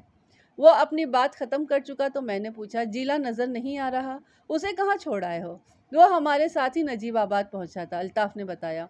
वो अपने घर गया है, कह रहा था बहुत थक गया हूँ, अगर मेरी ज़रूरत हो तो मैं थाने आ जाऊँगा, वरना घर में आराम करूँगा। मैंने अल्ताफ़ से पूछा, क्या तुमने झूरा की तलाश के दौरान में जीला पर गहरी नज़र रखी थी? जनाब, मैं आपके हुक्म को कैसे भूल सकता हूँ। फिर उस कड़ी निगरानी का क्या नतीजा बरामद हुआ? जनाब, मैंने तो यही महसूस किया कि जीला किसी भी हवाले से अपने भाई की गुमशुदगी में मुलविस नहीं है। गोया तुम लोगों की रिपोर्ट यह है कि झूरा जंगल में कहीं नहीं है?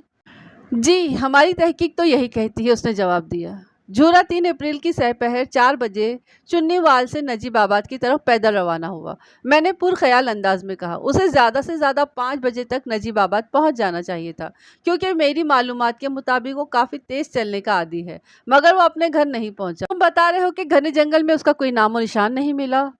वो आखिर गया तो गया कहाँ? क्या उसे ज़मीन ने निगल लिया या आसमान खा गया? ताजू चाचा ने एक अजीब बात की है, अल्ताफ़ ने उलझन ज़दा अंदाज में कहा, जो मेरे पल्ले नहीं पड़ी। वो अजीब बात मुझे भी बताओ, मैंने तेज़ लहजे में कहा। हो सकता है मेरी समझ में आ जाए। जब हम यहाँ से रवाना हुए थे तो हमने झूरा की बीवी से झूरा का एक जूता ले लिया था, ताकि ताजू चाचा को उसका खुरा तलाश करने में आसानी रहे। कांस्टेबल अल्ताफ़ वजाहत करते हुए बोला, गुज़िश्ता रात चूँकि अच्छी खासी बारिश हो गई थी, लिहाजा खोजी चाचा की तमाम कोशिशें नाकाम हो गई। एक तो जंगल की घासदार ज़मीन और ऊपर से वो भीगी हुई, हमें कहीं भी झूरा का खुरा नहीं मिल सका। लेकिन नहर वाले पुल के एक किनारे पर ताजू चाचा को कुछ ऐसे आसार मिल गए जिनकी बिना पर उसे शक है कि झूरा नजीब आबाद में दाखिल हुआ था। ओह, ये तो बड़ी खबर है, मैंने सरसराती हुई आवाज़ में कहा। फिर पूछा, ताजू कहाँ है? वो हवलदार अल्लाह बख्श के पास बैठा गपशप कर रहा है, कांस्टेबल ने बताया। उससे कहो कि मैं बुला रहा हूँ, फ़ौरन मेरे पास पहुँचे, मैंने तहकुमाना अंदाज में कहा। गपशप बाद में भी की जा सकती है। अगले ही लम्हे ताजदीन उर्फ ताजू चाचा मेरे सामने हाजिर था। ताजू 60 का हिंसा उबूर कर चुका था, ताहम उसकी इस उम्र में भी उसकी निगाह 6x6 यानी एकदम शानदार थी। वो बगैर चश्मा लगाए नज़दीक व दूर बिल्कुल ठीक ठाक देख सकता था। शायद ये जवानी में खाई हुई खालिस देसी ग़िज़ाओं और असली घी का कमाल था। मेरे इस्तिफ़सार पर ताजू चाचा ने बताया, मलिक साहब, नहर के पुल से जो रास्ता नजीब आबाद की तरफ आ रहा है, वहाँ मैंने झूरा के कदमों के मादूम से निशानात देखे हैं, जिसमें आने और जाने दोनों तरह के निशाना शामिल हैं। इतनी बड़ी बात और तुम हवलदार के पास बैठे गप्पे हाँक रहे हो, मैंने शिकायती लहजे में कहा। आप ठीक कहते हैं मलिक साहब, वो इस बात में गर्दन हिलाते हुए बोला। बज़ाहिर तो ये बड़ी बात ही नज़र आ रही है, लेकिन मैंने उसे इसलिए ज़्यादा अहमियत नहीं दी कि जिस जगह झूरा के कदमों के निशानात मिले हैं, वहाँ करीब ही वो तालाब है जहाँ झूरा रोज़ाना मछलियाँ पकड़ने जाता है। मैंने सोचा शायद ये झूरा की गुमशुदगी से पहले के निशानात हैं। ताजू चाचा की बात में वज़न था। मैंने उसे तो जाने की इजाज़त दे दी, लेकिन कांस्टेबल अशफाक को अपने पास बुला लिया। वो आज चुन्नीवाल भी मेरे साथ गया था। अशफाक नजीब आबाद का ही रहने वाला था। वो मेरे पास पहुंचकर बोला, जी मलिक साहब, हुक्म करें, हमें अभी सफ़िया से मुलाकात करने जाना है। मैंने कहा, खैरियत तो है ना? उसने चौंक कर मेरी तरफ देखा। हाँ, सब खैरियत है, मैंने सरसरी अंदाज में कहा। तुमने देखा था ना कल सफिया की कल कैसी बुरी हालत हो रही थी। झूरा की गुमशुदगी ने उसे परेशान कर रखा है। मैंने उसे वादा किया था कि चुन्नीवाल से वापस आकर मैं उसे ताज़ा तरीन सूरत हाल से आगाह करूंगा। बस इसी सिलसिले में हमें उसे तसल्ली तशफ़ी देने जाना है।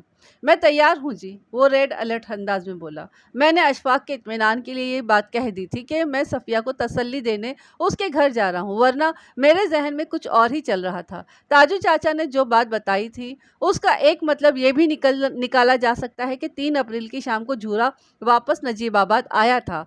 इस मतलब के साथ ही मेरे दिमाग में जीला के कहे हुए अल्फाज भी गर्दिश कर रहे थे। थानेदार साहब, ये बड़ी खतरनाक औरत है। हो सकता है उसने भाई झूरा के साथ कुछ कर दिया हो। आपको भाई झूरा के घर की तलाशी लेनी चाहिए। जब हम झूरा के घर के नज़दीक पहुंचे तो मगरिब की अजान हो रही थी। हमने झूरा के दरवाजे पर दस्तक दी तो दरवाज़ा फौरन ही खुल गया। मुझ पर निगाह पड़ते ही सफिया ने अपने शौहर के बारे में इस्तिफसार किया। उसकी आवाज़ से फिक्रमंदी झलकती थी। थानेदार साहब, झूरा का कुछ पता चला? मैंने अपनी कारगुजारी से उसे आगाह किया और कहा, मैंने सारा जंगल छान मारा है, चुन्नीवाल और इर्द गिर्द के गांव में भी तलाश कर लिया, बस एक जगह बाकी रह गई है। मैंने सोचा ज़रा उसे भी चेक कर लेता हूँ। कौन सी जगह? उसने घबराहट आमेज अंदाज में पूछा। मैंने उसकी आंखों में देखते हुए सनसनी खेज लहजे में कहा, गुमशुदा झूरा का घर क्या मतलब? आप मेरे घर की तलाशी लेने आए हैं? वो खौफजदा हो गई। झूरा यहाँ कैसे हो सकता है?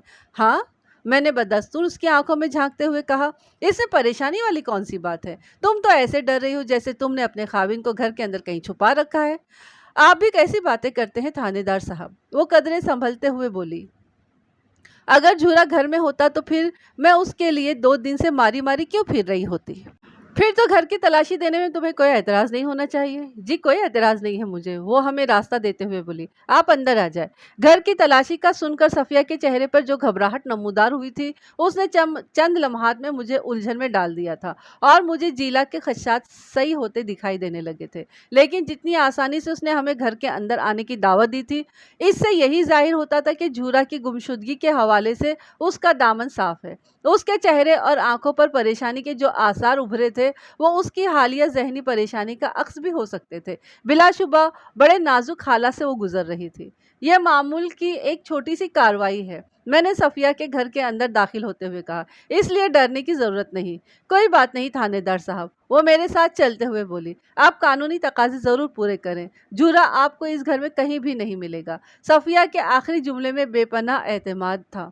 ऐसा एतमाद इंसान के अल्फाज में उसी वक्त पैदा होता है जब उसे किसी बात का 100% यकीन हो। मैंने सफिया की मैयत और लालटेन की मौजूदगी में घर के दोनों कमरे, सहन, बावर्ची खाना और दिगर तमाम हिस्से भी देख डाले, लेकिन मुझे किसी भी जगह पर झूरा या उसकी मौजूदगी के हवाले से कोई सुराग न मिला। एक अंदरूनी कमरे का कुछ हिस्सा मुझे कदरे गीला नजर आया, जैसे वहाँ किसी ज़मीन को ताज़ा ताज़ा पोता गया हो। मैंने कमरे के फर्श के उस हिस्से की जानिब इशारा करते हुए सफिया से सवाल किया, यहाँ क्या हुआ है? मैंने बिस्तरों की पेटी को घसीटकर एक कोने में किया था। वो एक 6 बाई 6 फुट की जस्ती पेटी की जानिब इशारा करते हुए बोली, जिसकी वजह से कच्चे फर्श पर खरोंचे पड़ गए थे। मैंने थोड़ी देर पहले ही इस उखड़ी हुई ज़मीन पर पोंछा मारा है, जिसकी वजह से ये गीली हो रही है। सफिया का जवाब माकूल था, लेकिन किसी अंदरूनी तजस्सुस के हाथों मजबूर होकर मैं आगे बढ़ा। शायद मेरी ये हरकत जीला की उस बात के ज़ेरे असर थी कि मुमकिन है सफिया ने भाई झूरा को घर के अंदर ही कहीं छुपा रखा हो। जस्ती पेटी में कोई ताला वगैरह नहीं लगा हुआ था। मैंने पेटी के करीब पहुंचकर सफिया से कहा, अगर तुम्हें बुरा न लगे तो मैं पेटी के अंदर झांक कर देखना चाहता हूँ। इसमें बुरा मनाने वाली कोई बात नहीं है थानेदार साहब, वो ठहरे हुए लहजे में बोली। पेटी के अंदर बिस्तर भरे हुए हैं। अगर आपको मेरी बात का यकीन नहीं तो आप पेटी को चेक कर लें, मैं लालटेन से आपको रोशनी दिखाती हूँ। बात के इख्तिताम पर उसने हाथ में पकड़ी हुई लालटेन को कदरे बुलंद कर दिया ताकि मैं आसानी से पेटी के अंदरूनी माहौल का जायज़ा ले सकूं। जब से मैंने तलाशी का ये सिलसिला शुरू किया था, लालटेन मुसलसल सफिया के हाथ में थी। सूरज को गुरूब हुए अभी चंद मिनट ही गुजरे थे, लेकिन कमरे के अंदर अंधेरा छा चुका था। मैंने उस जस्ती पेटी के अंदर मौजूद तमाम कपड़ों को अच्छी तरह चेक कर लिया। वहाँ पर लिहाफों, गद्दों और तकियों के सिवा और कुछ भी नहीं था, या फिर बिस्तर पर बिछाने वाली चंद चादरें थी। गोया इस पेटी में मुकम्मल तौर पर बिस्तर ही बिस्तर भरे हुए थे। मैंने पेटी को बंद कर दिया और सफिया के साथ कमरे से बाहर आते हुए कहा, तुम फिक्र नहीं करो, मैं बहुत जल्द झूरा को ढूंढ निकालूंगा। आपको ये तसल्ली तो हो गई है ना कि मैंने झूरा को घर में अंदर कहीं नहीं छुपा रखा है? उसके इस्तिफसार से गहरी शिकायत झलकती थी। अगर मेरे किसी अमल से तुम्हारी दिल आज़ारी हुई है तो मैं माज़रत चाहता हूँ। मैंने उसकी आंखों में देखते हुए गहरी संजीदगी से कहा, मैंने जो किया सब तफ्तीश का हिस्सा है। कोई बात नहीं थानेदार साहब, वो मुतदिल अंदाज में बोली। मेरे लिए यही बड़ी इत्मीनान की बात है कि आपकी नज़र में मेरा दामन साफ साबित हो गया है। मैं सफ़िया को तसल्ली दिलासे देने के बाद वापस थाने आ गया। मेरी वापसी पर एएसआई जहांज़ेब थाने में मौजूद था। मैंने उससे रिपोर्ट तलब की तो उसने बताया कि पिछले 2 दिन से किसी शख्स ने झूरा को नजीबाबाद में नहीं देखा। तफ्तीश की गाड़ी एक मुकाम पर आकर रुक गई थी। कुछ समझ में नहीं आ रहा था कि झूरा कहाँ गायब हो गया है। अभी तक कोई ऐसा सिरा हाथ नहीं लगा था जिसे थाम कर मैं झूरा तक रसाई हासिल करने में कामयाब हो जाऊं। मैंने तमाम तफक्कुरात को जहन से झटका और अपने क्वार्टर की तरफ चला गया। कहते हैं तारीकी कितनी भी गहरी क्यों ना हो, उसे कभी ना कभी रोशनी के सामने घुटने टेकना ही पड़ते हैं। जैसे हर रात के बाद लाजमी सहर नमूदार होती है, उसी तरह हर उलझन की कोई ना कोई सुलझन भी होती है। मैं भी अपने क्वार्टर में बिस्तर पर लेटा अपनी उलझन को सुलझाने की कोशिश में लगा हुआ था कि दरवाजे पर होने वाली दस्तक ने मुझे चौंका दिया। निस्फ शब का अमल था। मेरे थाने का अमला अमूमन रात में मुझे डिस्टर्ब नहीं किया करता था। छोटे मोटे मामलात को वो खुद ही निपटा लिया करते थे। आधी रात को दस्तक का एक ही मतलब था कि मामला संगीन है, लिहाजा मैं बिस्तर छोड़ने पर मजबूर हो गया। मैंने सहन अबूर करके अपने क्वार्टर का बैरूनी दरवाज़ा खोला तो सामने शबीना ड्यूटी वाला एक कांस्टेबल खड़ा था। उसके चेहरे पर घबराहट के आसार थे। क्या बात है? मैंने सवालिया नज़र से उसकी तरफ देखा। मलिक साहब जिला थाने में बैठा हुआ है, उसने इस्तेरारी लहजे में बताया। वो फील फौर आपसे मिलना चाहता है। मैंने पूछा मसला क्या है? वो हमें कुछ बताने तैयार नहीं है और कुछ नहीं बता रहा है, कांस्टेबल ने कहा। कहता है कि मैं थानेदार साहब से ही बात करूंगा। ठीक है, मैं लिबास तब्दील करके आ रहा हूँ। कांस्टेबल मुझे सैल्यूट करके रुखसत हो गया। यूनिफॉर्म पहनने के दौरान मेरा जहन मुसलसल जिला के बारे में ही सोच रहा था। इसी अहम मामले के साथ आधी रात को उसकी थाने में आमद का एक ही मतलब था कि उसके पास अपने भाई झूरा की गुमशुदगी के हवाले से कोई सनसनीखेज इत्तला मौजूद थी। मैं तैयार होकर थाने पहुंचा तो मेरे अंदाजे की तस्दीक हो गई। मुझ पर निगाह पड़ते ही जिला इंकिशाफ अंगेज अंदाज में बोला, आपको अभी और इसी वक्त मेरे साथ चलना होगा। कहाँ चलना होगा? मैंने पूछा। भाई झूरा के घर। क्यों? मैंने चौंक कर उसकी तरफ देखा। झूरा के घर में ऐसा क्या हो गया है कि आधी रात को मेरा वहां जाना जरूरी हो गया? आप भी चलें और अपने साथ थोड़ी नफरी भी ले लें, वो इस्तेरारी अंदाज में बोला। मैंने चंद मिनट पहले मुश्ताक महर को झूरा के घर में दाखिल होते देखा है। आधी रात को वहां क्या करने गया है? मैंने खुद कलामी के अंदाज में कहा। जिला की बात ने मुझे तशवीश में डाल दिया था। थानेदार साहब आप देर न करें, वो झुंझलाहट आमेज अंदाज में बोला। आज उस कमीने को रंगे हाथों पकड़ना है। कमीनी का लफ्ज उसने यकीनन अपनी भाभी सफिया के लिए इस्तेमाल किया था। मैंने तस्दीक तलब अंदाज में पूछा, ये मुश्ताक महर वही तो है ना जिससे तुम्हारा भाई झूरा कोई जमीन वगैरह खरीद रहा था? जी जी, ये वही बंदा है, वो नफरत भरे लहजे में बोला। आप बातों में वक्त जाए न करें थानेदार साहब, मैं आपके सारे सवालों का जवाब रास्ते में दे दूंगा। बात के इख्तिताम पर उठकर खड़ा हो गया। जिला जितनी बड़ी और सनसनीखेज खबर लाया था, अगर वो हकीकत थी तो फिर वाकईतन एक लम्हा ज़ाय करना भी हिमाकत के ज़ुमरे में आता था। मैंने हवलदार अल्लाह बख्श को साथ लिया और जिला की मैयत में झूरा के घर की जानिब रवाना हो गया। रास्ते में मैंने जिला से कहा, अगर तुम्हारी इत्तला गलत साबित हुई तो मैं तुम्हारे साथ बहुत सख्ती से पेश आऊँगा, ये बात जहन में रखना। जिला ने मुझे सफिया की जो कहानी सुनाई थी, तनवीर जट की नज़र में वो एक प्रोपेगंडा से ज़्यादा कुछ भी नहीं था। तनवीर जट के मुताबिक जिला अपनी भाभी को नापसंद करता था, इसीलिए उसने उसके खिलाफ उल्टी सीधी बातें करता रहता था, लिहाजा उसकी बकवास पर तवज्जो नहीं देना चाहिए। तनवीर जट ने तो यहाँ तक कह दिया था कि ऐन मुमकिन है कि जिला ने सफिया पर मुजरिमाना हमला करने की कोशिश की हो और नाकामी की सूरत में उसने सारा मलबा सफिया पर डाल दिया हो। अगर तनवीर जट की राय को मुस्तनद मान लिया जाता तो फिर ये सोचा जा सकता था कि इस वक्त भी जिला कोई ड्रामा रचाने की कोशिश में है। इसी इम्कान के पेश नज़र मैंने उसे वार्निंग दी थी। आप सख्ती से पेश आने की बात कर रहे हैं? वो सीना ठोक कर बोला। अगर मेरी इत्तला गलत निकली तो मैं गर्दन कटवाने के लिए भी तैयार हूँ। मैं तो निगरानी के लिए वहाँ एक बंदा भी खड़ा कर आया हूँ। क्या मतलब है तुम्हारा? मैंने घूर कर उसकी तरफ देखा। जनाब, मैंने अपने एक दोस्त तारिक को भाई झूरा के दरवाजे से थोड़ा फासले पर खड़ा कर दिया है, उसने फखरिया अंदाज में बताया, ताकि आपके वहाँ पहुँचने से पहले अगर मुश्ताक महर घर से निकलकर बाहर आ जाए तो तारिक उसे दबोच ले। मैं आपकी नज़र में झूठा साबित नहीं होना चाहता थानेदार साहब। जिला के लहजे में झलकता हुआ एतमाद इस बात की गवाही दे रहा था कि वो दरोगोई से काम नहीं ले रहा। मेरे लिए ये बहुत बड़ा अहम सवाल था कि आधी रात को मुश्ताक महर झूरा के घर में अकेली सफ़िया के पास क्या कर रहा था।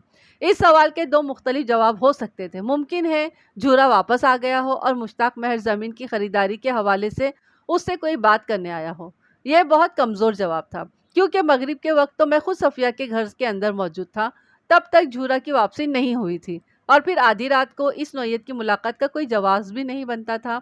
लिहाजा मैंने इस इम्कान को रद्द कर दिया। इसके साथ ही एक दूसरा इम्कान भी मेरे जहन में उभरा। कहीं सफ़िया और मुश्ताक महर के बीच में कोई खुफिया ताल्लुक तो नहीं। ये खासा खतरनाक ख्याल था और जिला के बयान करदा वाक़ये को तक़वियत पहुंचाता था, जिसमें सफ़िया का किरदार दागदार दिखाई देता था। सफ़िया की ज़ात के हवाले से मनफी अंदाज में सोचते हुए मेरे जहन में कमरे का वो गीला फर्श ताज़ा हो गया जहाँ सफ़िया के बकौल उसने पोछा लगा रखा था, और सफ़िया ने पोछे का जो सबब बताया था वो इस वक्त तो मुझे हजम हो गया था, लेकिन अब मेरा जहन किसी और अंदाज में सोच रहा था। बिस्तरों वाली जस्ती पेटी को कभी भी ऐसे ही ज़मीन पर के ऊपर नहीं रख दिया जाता, बल्कि उसके चारों कोनों के नीचे ईंटें लगाई जाती है ताकि पेटी ज़मीन की सतह से थोड़ी ऊपर रहे। मैंने सफ़िया के घर के एक कमरे में कोने में जो जस्ती पेटी देखी थी वो ज़मीन के साथ लगी हुई थी, जैसे आर्जी तौर पर उसे वहाँ रख दिया गया हो। सफ़िया के बयान के मुताबिक उसने पेटी को घसीटकर कोने में किया था, जिसकी वजह से कच्चे फर्श पर खरोंचे से बन गए थे और उसे पोंछा लगाना पड़ा था। मेरे जहन ने चीख कर कहा, इस पेटी के साथ कोई गड़बड़ है। मैं जब सफ़िया के घर के मुआयने पर था तो मैंने मज़कूरा जस्ती पेटी को खोलकर उसके अंदर का तफसीली जायज़ा भी लिया था। उसके अंदर रज़ाइयाँ, दलाइयाँ और तकिए, बिस्तर वगैरह, चादरें वगैरह भरी हुई थी। मुझे उस पेटी में कहीं भी कोई गड़बड़ दिखाई नहीं दी थी। इसका वाज़ेह मतलब यही था कि सारी गड़बड़ उस पेटी के नीचे गीले फर्श के ऊपर या फर्श के नीचे थी। जब इंसानी जहन को सोचने के लिए कोई मखसूस ज़ाविया मिल जाए तो फिर ये गुत्थी खुद ब खुद खुलती चली जाती है। मैं भी सफ़िया की ज़ात के हवाले से एक मुंतकी नतीजे पर पहुंच चुका था। अब देखना यह था कि मेरे जहन का अख़ज़ किया हुआ नतीजा हालत हाज़रा से लग्गा खाता है या नहीं। हम सफ़िया के घर के सामने पहुंच गए तो एक शख्स अंधेरे से निकलकर तेज़ी से हमारी जानिब बढ़ा। जिला ने कहा, थानेदार साहब, ये तारिक है जिसे मैंने निगरानी के लिए यहाँ खड़ा कर रखा था। तारिक हमारे करीब पहुंचा तो मैंने उससे पूछा, क्या मुश्ताक महर अभी तक जिला के घर के अंदर मौजूद है? जी थानेदार साहब, उसने इस्बात में जवाब दिया। अगर दस्तक दी तो मुश्ताक महर होशियार हो जाएगा। जिला ने इस्तरारी अंदाज में कहा, हमें दीवार फलांकर घर के अंदर दाखिल होना चाहिए, वरना वो बदमाश निकल जाएगा। अगर जिला की ये तजवीज़ बरमहल थी, लेकिन इखलाकी एतबार से उसे मौजू करार नहीं दिया जा सकता था। मगर इस वक्त एक तन्हा नामहरम औरत के घर में मुश्ताक महर की मौजूदगी इस मामले को काबिल दखल अंदाजी पुलिस बना रही थी, ख़ास तौर पर एक ऐसी अकेली औरत जिसका घरवाला पिछले 2 दिन से गुमशुदा था। इन हालात में जिला की तजवीज़ पर अमल करने में कोई कबाहत नहीं थी। थानेदार, मैं हूँ या तुम? मैंने जिला की आंखों में देखते हुए सवाल किया। वो गड़बड़ा गया। जाहिर है जी, थानेदार तो आप ही हैं।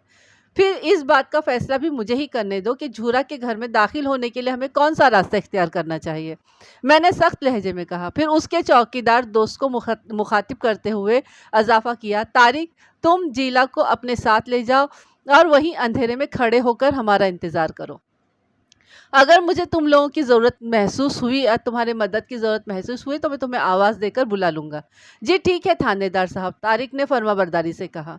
वो दोनों चले गए तो मैंने सफ़िया के दरवाजे की तरफ पेश कदमी करते हुए कहा, अल्लाह बख्श, तुम आहिस्तगी दीवार फांद कर घर के अंदर पहुँचोगे और दरवाजे की कुंडी खोल दोगे ताकि मैं भी घर के अंदर दाखिल हो सकूँ।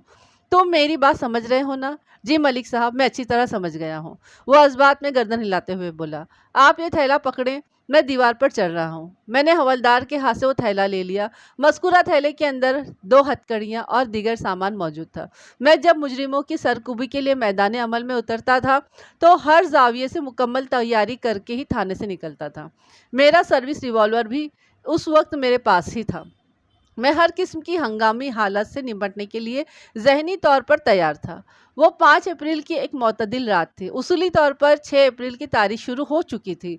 मेरी रिस्ट वॉच 1:10 का वक्त बता रही थी। रात के इस पहर मुश्ताक महर की सफ़िया के घर में मौजूदगी जहन में सैकड़ों ख़तरनाक सवालात को जन्म देती थी।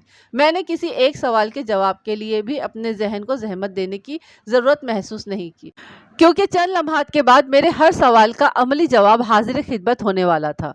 मैंने जीला को दानिस्ता बाहर रोक दिया था, क्योंकि सफ़िया उसे सख्त नापसंद करती थी। जीला की वहाँ मौजूदगी से कोई भी बदमज़गी पैदा हो सकती थी, और मैं इस सनसनीखेज़ लम्हात में किसी बदमज़गी के मूड में नहीं था। हवलदार ने मेरी हिदायत के मुताबिक घर के अंदर पहुंचकर दरवाजे की कुंडी खोल दी। अगले ही लम्हे में झूरा के घर के अंदर था। ये मरहला चंद सेकंड में तय हो गया था, और एक ज़रा सी भी आवाज़ या खटका पैदा नहीं हुआ था। अंदर पहुंचते ही मैंने दरवाजे की कुंडी लगा दी। रात आधी से ज़्यादा गुजर चुकी थी। हर तरफ खामोशी और तारीकी का राज था। घर का सहन खाली था। वीरानी और सन्नाटा मेरे पेशे नज़र थे। इन दिनों मौसम में काफ़ी गर्माइश उतर आई थी। मौसम की मुनासबत से सफ़िया को घर के सहन में या फिर बरामदे में महवे नींद होना चाहिए था, मगर वो मुझे कहीं दिखाई न दी। इस सूरत हाल ने मेरे जहन में मौजूद शक के घोड़े को महमीज किया, और मैं दबे कदमों घर के पिछले हिस्से में बने हुए कमरे की सिमत बढ़ने लगा। मैं आज शाम में झूरा के घर का तफसीली मुआयना कर चुका था, लिहाजा इस पेश कदमी में मुझे किसी दुश्वारी का सामना नहीं करना पड़ा। मैं और हवलदार अल्लाह बख्श बरामदे में पहुंच गए। दोनों कमरे हमारे सामने थे, जिनमें से एक का दरवाज़ा खुला हुआ था, दूसरे का दरवाज़ा बंद था। बंद दरवाजे के पीछे हल्की सी रोशनी भी नज़र आ रही थी। ये वही कमरा था जिसके गीले फर्श पर मैंने एक जस्ती पेटी को मशकूक अंदाज में रखी हुई देखी थी। कमरे के अंदर यकीनन लालटेन रोशन थी, जिसकी हल्की सी रोशनी दरवाजे के दज़ों से छन कर बाहर आ रही थी। मैंने दरवाजे की एक निस्बतन बड़ी झड़ी से कान लगाकर अंदर की सूरत हाल को भांपने की कोशिश की। अगले ही लम्हे मैं चौंक उठा। अंदर 2 अफराद के धीमे सुरों में बातें करने की आवाज़ें पैदा हो रही थी। उनमें एक निस्वानी आवाज़ और दूसरी मर्दाना थी। मैंने अपनी तमाम कुव्वते समाअत को वो आवाज़ सुनने और समझने पर मामूर कर दिया। उसके साथ ही मेरा दिमाग सुलग उठा। कमरे के अंदर से जिस नौइयत की आवाज़ें आ रही थी, मेरी समाअत तक रसाई हासिल कर रही थी, उससे मुझे ये समझने में कोई दिक्कत महसूस नहीं हुई कि सफ़िया कमरे के अंदर किसी मर्द के साथ शर्मनाक हालत में थी। वो फैसला कुन लम्हात थे। कमरे के अंदर सफ़िया के साथ यकीनन मुश्ताक महर ही था। जिला ने बिल्कुल दुरुस्त कहा था। थानेदार साहब, आज उस कमीनी को रंगे हाथों पकड़ना था। मुझे सफ़िया के किरदार से कोई वास्ता नहीं था। मैं तो झूरा की बाजियाबी के लिए दिन रात एक किए हुए था। जिस औरत को अपनी शौहर की गुमशुदगी पर बेहद गमज़दा होना चाहिए था, वो रात के इस पहर एक नामहरम के साथ अपना मुंह काला कर रही थी। मेरे जहन ने फैसला सुना दिया, अगर झूरा की गुमशुदगी का मामला हल करना है तो सफ़िया और मुश्ताक महर पर हाथ डालना होगा, अभी और इसी वक्त। मैंने हवलदार अल्लाह बख्श को रेड अलर्ट होने का इशारा दिया, और फिर अपना हाथ कमरे के दरवाजे की जानिब बढ़ा दिया। अगले ही लम्हे मैंने दरवाजे पर दस्तक दी और कान को एक मरतबा फिर झरी के साथ चिपका दिया। दस्तक की आवाज़ पर एक लम्हे के लिए कमरे के अंदर खामोशी छा गई थी। मेरी तमाम तर तवज्जो अंदर के मामलात पर लगी हुई थी। अगले ही लम्हे एक तशवीश भरी मर्दाना आवाज़ उभरी, सफ़िया, इस वक्त तुम्हारे घर में कौन आ गया? मैं तो खुद हैरान हूँ। सफ़िया के लहजे से परेशानी मुतरशह थी। तुमने बाहर वाले दरवाजे की कुंडी तो लगा दी थी ना? मर्दाना आवाज़ ने इस्तिफसार किया। हाँ मुश्ताक, सफ़िया की उलझन भरी हुई आवाज़ उभरी। इन दोनों की तशवीश भरी गुफ्तगू ने सूरत हाल को रोज़े रोशन की तरह अया कर दिया था। उस कमरे में आमद और जामद का वाहिद रास्ता यही दरवाज़ा था। गोया मुश्ताक महर के फ़रार के लिए कोई दूसरा रास्ता मौजूद नहीं था। मैंने एक मरतबा फिर दरवाजे पर दस्तक दी और कड़कदार आवाज़ में कहा, सफ़िया, दरवाज़ा खोल दो, तुम्हारा ड्रामा ख़त्म हो चुका है। मुश्ताक, ये तो थानेदार की आवाज़ है। सफ़िया ने घबराए हुए लहजे में कहा। अब क्या होगा? तुम फिक्र न करो और जाकर दरवाज़ा खोल दो, मुश्ताक महर ने कहा। यह बताने की ज़रूरत नहीं है कि मैं यहाँ हूँ। मैं पेटी के अंदर छुप जाता हूँ। तुम किसी तरह थानेदार को मुतमईन करके वापस भेज देना। एक बात जहन में रखो कि थानेदार भी एक मर्द है, और तुम्हारा जोबन तो बड़े बड़ों के होश उड़ा देता है। अगर ज़रूरत महसूस करो तो अपने बदन की थोड़ी सी सौगात थानेदार की खिदमत में भी पेश कर देना।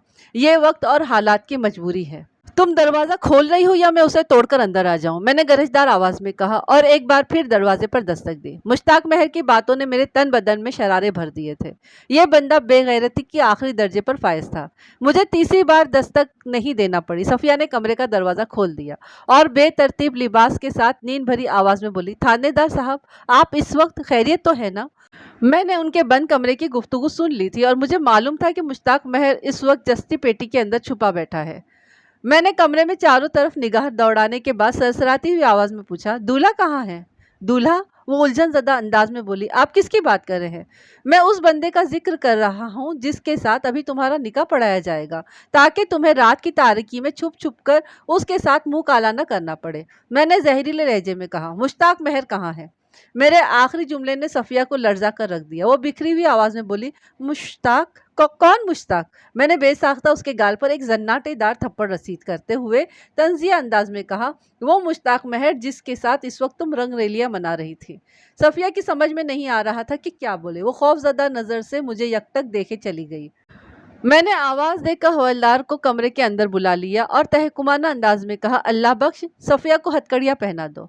जस्ती पेटी के अंदर से मुश्ताक महर को बरामद करने में मुझे किसी दुश्वारी का सामना नहीं करना पड़ा। उसके पास रात गए सफ़िया की ख्वाबगाह में अपनी मौजूदगी का कोई माकूल जवाज़ नहीं था। लिहाजा कमाल ढिठाई के साथ उसने बाहर आते ही मुझे भारी रिश्वत की पेशकश कर दी। मैं पहले ही उसकी तरफ से भरा बैठा था। उसकी इस हरकत ने मेरा पारा सातवें आसमान तक पहुंचा दिया। सफिया को तो औरत ज़ात जानते हुए मैंने महज एक तमाचे पर ही इक्तफा किया, लेकिन मुश्ताक महर को मैंने जी भर के अपने गज़ब का निशाना बनाया। फिर गिरफ्तार करके थाने ले आया। वो दोनों रंगे हाथों पकड़े गए थे, लिहाजा उनकी ज़ुबान खुलवाने के लिए मुझे ज़्यादा मेहनत नहीं करना पड़ी। उन्होंने मंजूर उर्फ जूरा के कत्ल का एतराफ़ भी कर लिया। तफसीलात के मुताबिक सफ़िया और मुश्ताक महर में काफ़ी अरसे से दोस्ताना चल रहा था और उनके मामलात के हवाले से झूरा को किसी हद तक शक भी था। उन्होंने झूरा को अपने रास्ते से हटाने के लिए एक मंसूबा बनाया। चुनांचा मुश्ताक महर ने 3000 की ज़मीन 1500 में उसके हाथ फरोख्त करने का लालच दिया। सफिया ने अपने आशना को बता दिया था कि झूरा रकम का बंदोबस्त करने अपने दोस्त तनवीर जट के पास चुन्नीवाल जाएगा। प्रोग्राम के मुताबिक झूरा की वापसी पर मुश्ताक महर ने उसे मौत के घाट उतारकर कमरे के अंदर ही दबा देना था। इस मकसद के लिए मुश्ताक महर 3 अप्रैल को झूरा की आमद से कबल ही घात लगाकर उसके घर में बैठ गया था। उसके बाद झूरा के साथ जो हालात पेश आए होंगे उसका आपने बखूबी अंदाज़ा लगा लिया होगा। उसी रात के आखिरी पहर में मैंने जस्ती पेटी के नीचे वाले कच्चे गीले फर्श की खुदाई करके झूरा की लाश को भी बरामद कर लिया था। इस ठोस सबूत ने उन्हें इकबाल जुर्म करने पर मजबूर कर दिया था। उनका ख्याल यही था कि झूरा की गुमशुदगी को जंगली डाकुओं की किसी बहिमाना कार्रवाई के खाते में डाल दिया जाएगा और वो दोनों अपने मज़मूम मकासद में कामयाब हो जाएंगे। और हुआ भी ऐसा ही था।